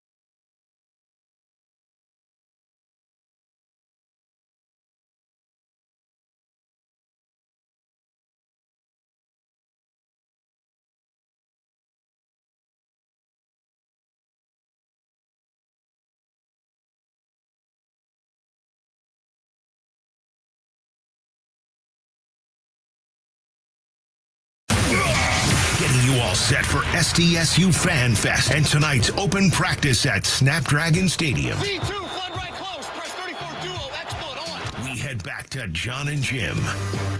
All right, FanFest coming up, 7 p.m., Snapdragon Stadium, free event. You can get out here. There are tickets at goaztecs.com. So if you're driving around right now, you can get out to Snapdragon Stadium, a scrimmage tonight, FanFest as well. Jon and Jim with Bob Moosberger, Deputy AD, Revenue Generation, San Diego State. Bob, great to see you, man. Thanks for hopping on. Great to see you guys. Appreciate you having me on. And you don't even have to go to goaztecs.com. Just come down to the get stadium. down here. I was wondering that. Go to the ticket office. They'll take care of you. You don't need to get online. And okay. Now. It's been the talking point that's stuck in his head all day long. Well, I just know that initially in the days leading up, you like to point people to the website. But okay, here's the deal. We're an hour out. If you're driving around and you're near Mission Valley and you want to get a sneak peek, or you're an Aztec alumni, or you just want to see it, just get out here tonight. The scrimmage, you're going to see the quarterback, Jaden Denegal. I mean, it's crazy, Bob. We're 2 weeks away from the opener. We talk about the length of the offseason. It feels so long, and now here we are 2 weeks away. What can you tell us about the upcoming season, 2 weeks from now against Stony Brook, and the home games coming up at Snapdragon Stadium in 2025? Yeah, I'm excited. It's year 2 of Shawn Lewis, and obviously it's been a little bit of a rebuild, but I've been out to practices. You know, everybody asks me, do I go to practice every day? And I'm like, no, I have work to do. They do practice from 9:30 to 11:30 during the week, but I've been to a few during the week and a few on Saturday. I'm impressed by the effort that they've put out there, the guys that they have, the talent, the size, the quickness of these guys. So I'm really excited to see them in action, see Jaden Denegal, obviously a much talked about transition at quarterback, and excited to see what that young man does. I had Michigan fans that I know telling me that we got a real one, and we're excited that we got him. And so I'm excited to see what he's got going on for him. Stony Brook, 2 weeks away, $23 tickets to get you into the door for that game. So we hope, we move the game from a Saturday to a Thursday night. Everybody can come out Thursday night before they head out wherever they're going on Labor Day weekend. Right. So it should be an exciting time for this season for the Aztec football team, and we look forward to it. From a fan's perspective tonight, what can they expect during this scrimmage for a fan experience? Yeah, I obviously, as you get into the dog days of camp, and Shawn says the full scrimmage, we'll see what they do out there. Obviously, everybody's watching nowadays. Everybody's scouting every day, all the time. So I hope we'll see him open it up and see the offense perform. You're going to see a defense that is really talented. And, we had 6 returners that were all conference players. And our general manager, Caleb Davis, created this stat, and I believe it to be true because he told me. And we had 6 all-conference players coming back, and we're one of like 10 teams in the country that have that many. And the other teams were all in the CFP, or they were a 10-win team. So we have talent on the defensive side. We're excited about that defensive side. That tradition carries on. But on the offensive side, I'm excited for Lucky Sutton. This offensive line, I'm really impressed with them. Obviously, last year, offensive line struggled at times, and we're excited for how big they are, the depth that they have. Lucky Sutton running the ball, and our wide receivers, Napier. He's been really good. And big wide receiver, what's his name? I forget. We got McClure, Jerry McClure. Yeah, Jeremy's there. solid, and the Miles Denton. Right, Miles Denton. Yeah, he brings some speed to the outside as well. So exciting all around. So Bob Moosberger is with us right now, San Diego State's Deputy AD for Revenue Generation. So what sticks out to me, because I go back to a year ago during the hiring process, and you're in there, and J.D. Wicker, and you were the AD at Bowling Green, which was, correct me if I'm wrong, you're in the same league as Kent State at the time, at the MAC, in the MAC. You don't know anything about MAC? Well, there's so much realignment, but I know you are. I know you Maction. are. Yes, but the MAC. But obviously, Shawn Lewis is emerging at this period of time, and some of the offensive numbers are so gaudy. There, at one year, he led FBS in total yardage, right? Yeah. At Kent State. But I know specifically what he did against Bowling Green as well. So that probably stuck in your mind throughout the hiring process a couple of years ago, right? Definitely. And, when we talked about all the different names out there and Shawn's name came up, quite frankly, I didn't really like Shawn Lewis a whole lot.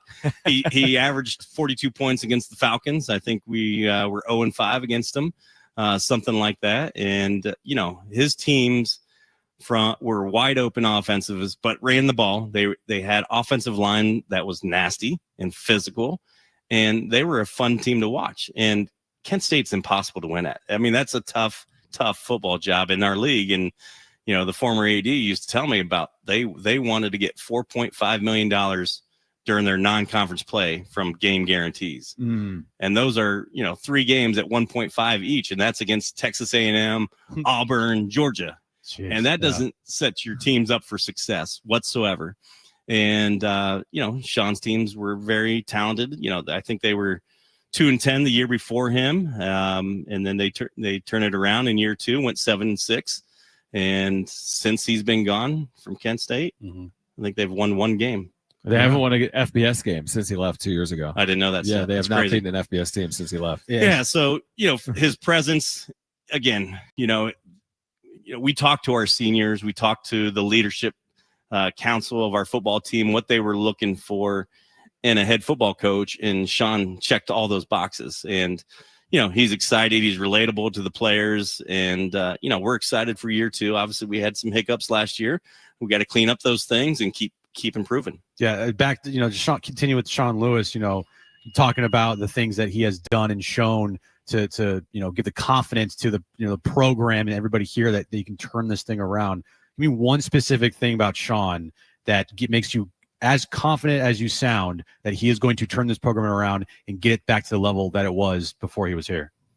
One thing, if you got multiple, then give me multiple. Yeah. You know, I like the tireless work ethic that they have. You know, they work really hard, and, you know, they again, in this game, being relatable to the kids, and it's obviously a different era that we're in. And, you know, I had lunch with donors who, you know, don't love this era of college athletics right now. And we're trying to explain to them, you know, all the things that are happening in NIL money for our football player last year, bringing his single parent mother to every home game and to every away game. That's what we're spending NIL dollars on.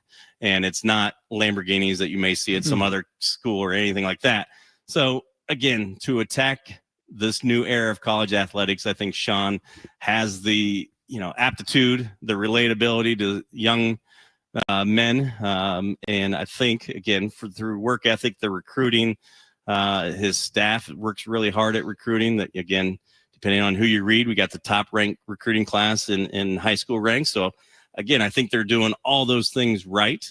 Obviously, at the end of the day, you got to put together on the field. And I believe, you know, the coaches, the efforts that's been there through the summer, through spring practice, you're going to see a cleaned up football team this year. And again, they like to play fast, so there's going to be mistakes. And I actually was talking to a basketball donor this morning, and I related, you know, our freshman quarterback a little bit last year to, remember when Richie Williams was our point guard? And Richie was a freshman point guard. How many freshman quarterbacks have you had? I think that was the second time in our FBS history. Yeah. And there were times when Richie Williams was awesome. And there were times when Coach Fisher was pulling his hair out. Yeah. And so those are things, that growing pains that come with this job and this rebuild. And you know, so I'm excited. You know, Jaden Denegal, again, another recruit.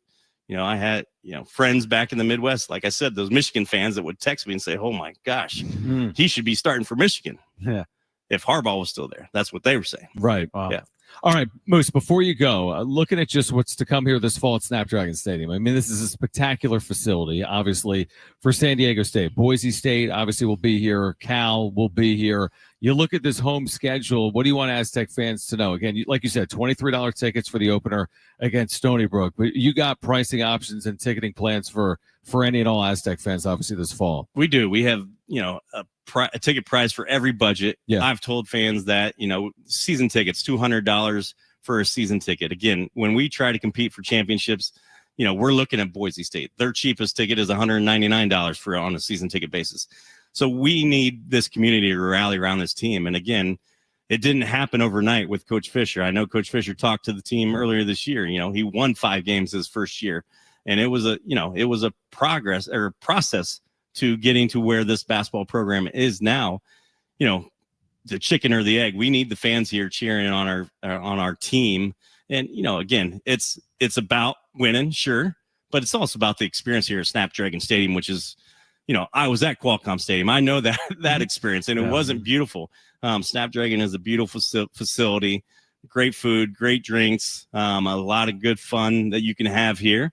And, we got to get the product on the field, and we will with the help of our fans and our community. Yeah, it's a great point on facilities. I mean, you think back to Coach Fisher, the beginning of, Viejas Arena.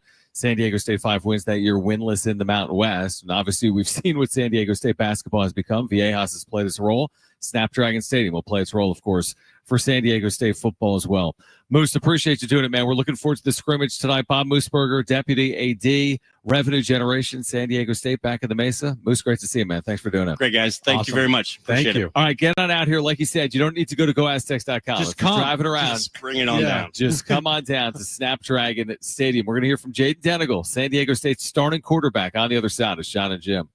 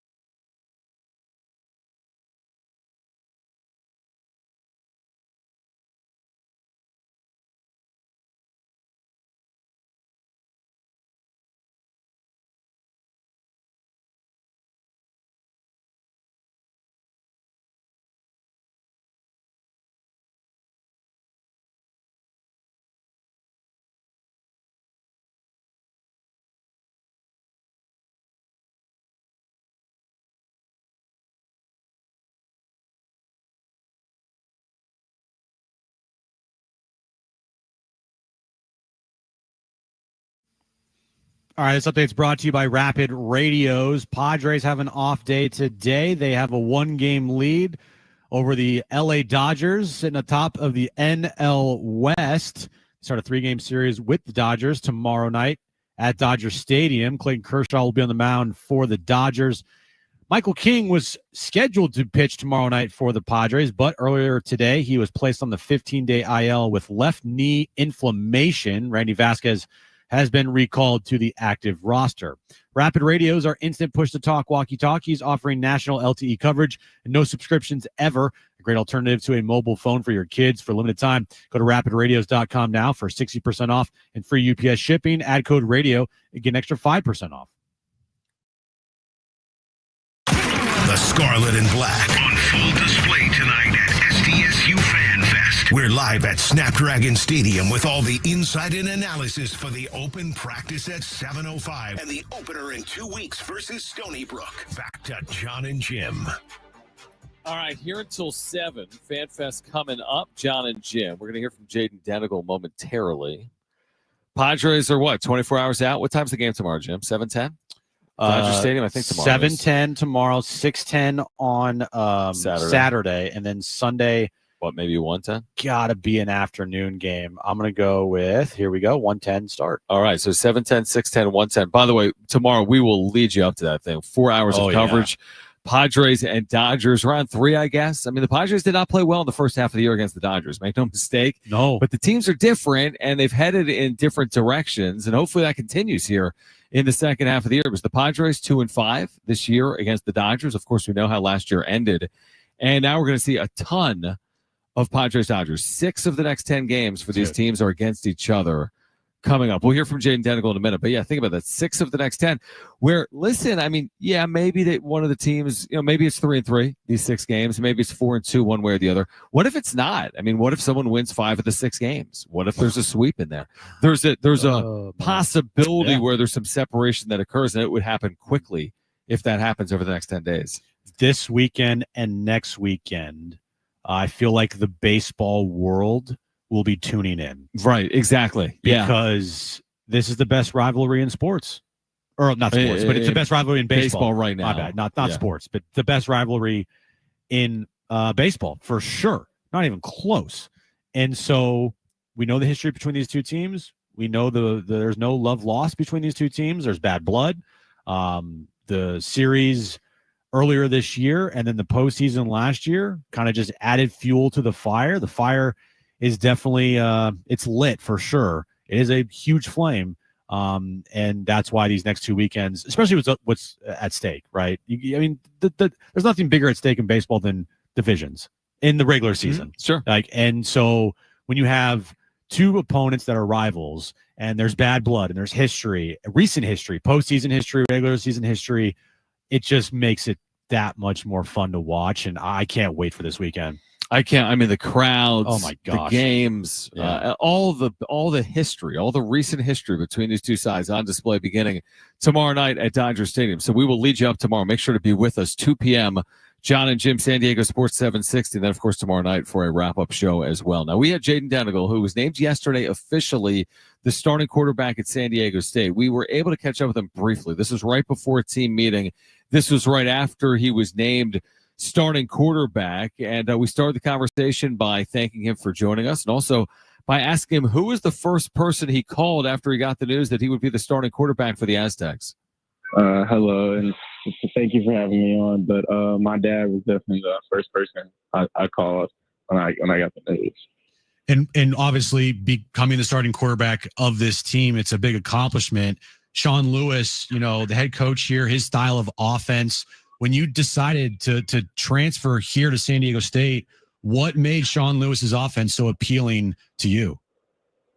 Just the way the offense can be so explosive. And I like Coach Lou and his pass at his other stops, the way the offense can be ran through the quarterback and be the decision maker and have an explosive offense, not only run the ball and throw on the ball. So I thought it was a great opportunity to come back home and be able to put up some numbers back at home. So. And I love every part of my decision. Back home in Southern California, Jaden Denegal, he will start for the Aztecs 2 weeks from tomorrow. How's your relationship with Bert Emanuel Jr.? I know you talked about this earlier today with the media, but you and Bert both come in. Football's such a small world, isn't it? You're at Michigan, he's at Central Michigan, and now you're reconnecting in Southern California at San Diego State. How did you push each other throughout this process, and what's your relationship like in the QB room with Bert? It's good. We have a good relationship. Bert's an elite athlete, and I know I've learned so much from Bert, and he's probably learned some from me. We have a good relationship. We're pushing each other each day, trying to get better and continue to make plays, both of us making plays through this offense and pushing this offense. So we've had a great relationship ever since we came in, just competing against each other. Yeah. How'd your time in Michigan prepare you for this moment, becoming the starting quarterback with the Aztecs and starting quarterback in college football? Just all those reps I got from the 3 years I was there, the national championship year, learning behind J.J. McCarthy and seeing how he prepared for every game, and learning from other guys that were there at Michigan, just learning how to prepare and knowing what it's like on game day and what you're going to have to go through and being ready for your moment when it's time. Jaden Denegal with us right now, San Diego State starting quarterback here in 2025. Again, you can see him tomorrow night, Fan Fest at Snapdragon Stadium. Free tickets are available at goaztecs.com. How do you describe your leadership style? What does it take to be a good leader and quarterback? Not only vocal, but I think the biggest trait is being a tone setter. Coming out there the first play and whatever first drive and making plays. I think that's the ultimate way to be a leader, just coming out and being a tone setter for the offense, and then starting fast is the biggest thing for me. So far, I mean, how has camp gone for you personally? Obviously, you're the starting quarterback now of this team, but, taking first team reps, learning the offense, how has everything gone for you in training camp? It's gone good, just learning the offense, getting more comfortable every day with RPO world has been very, very comfortable. But I think throughout this whole process, I've been getting so much better through this RPO world and learning the different type of offense. I think it's been super good through this camp. You know, when you were at Michigan, I want to say you were taking reps against maybe the statistical best defense in the country with the Wolverines. Now you're with the defense that returns basically everyone from a year ago. And of course, San Diego State has been known for its defense for the last 2 decades. What's it been going up against? What's it been like for you going up against this 4-2-5? Yeah, we got some dogs on our defense with stars all around, and definitely all returning, so they all play together, communicate well, and they all know their roles and responsibilities. So it's been good competitive camp every day, whether we win the day, whether they win the day. But we definitely push each other. We get better every day. So, Shawn Lewis, a very high energy type of guy. You played under Jim Harbaugh, also high energy type of guy. Do you see any similarities there between the two, as far as, maybe their coaching style and, of course, the energy that they bring every single day to practice?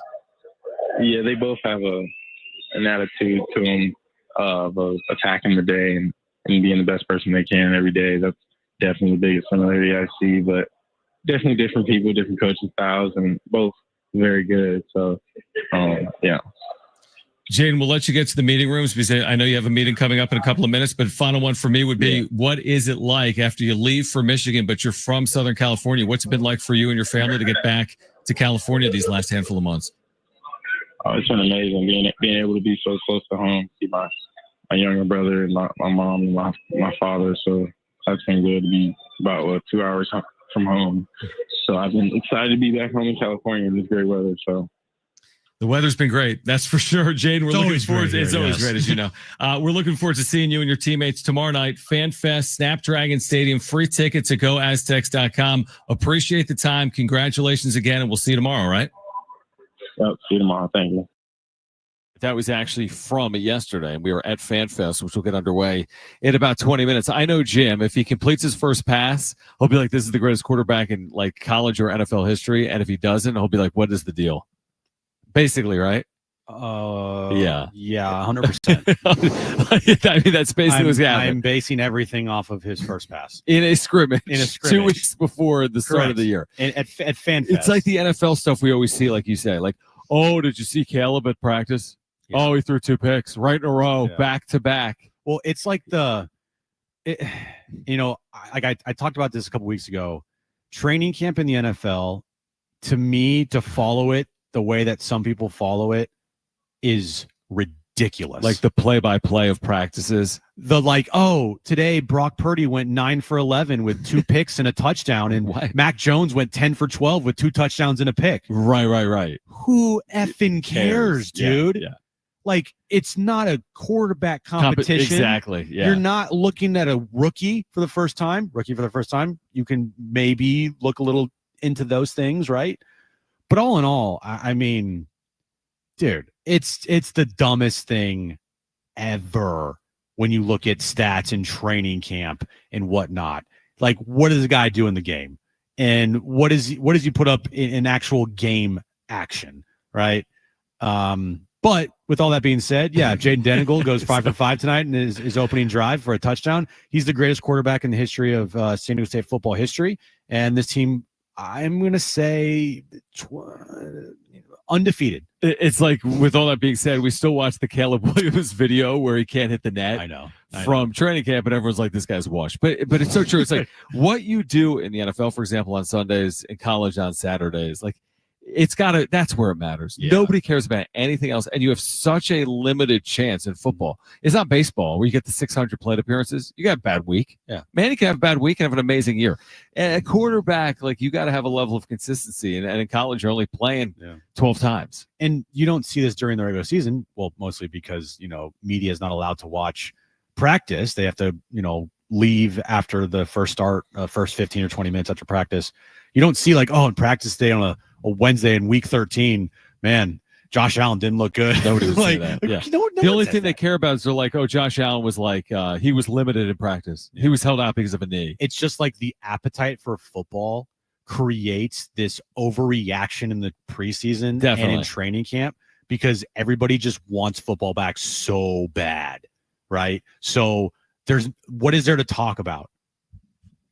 Training camp. Yeah, it's like, oh man, he really didn't look good in those reads to the receiver. Like, relax. It's August. Like something, nothing, or everything, right? 100%. Those segments all in training camp. It's like, okay.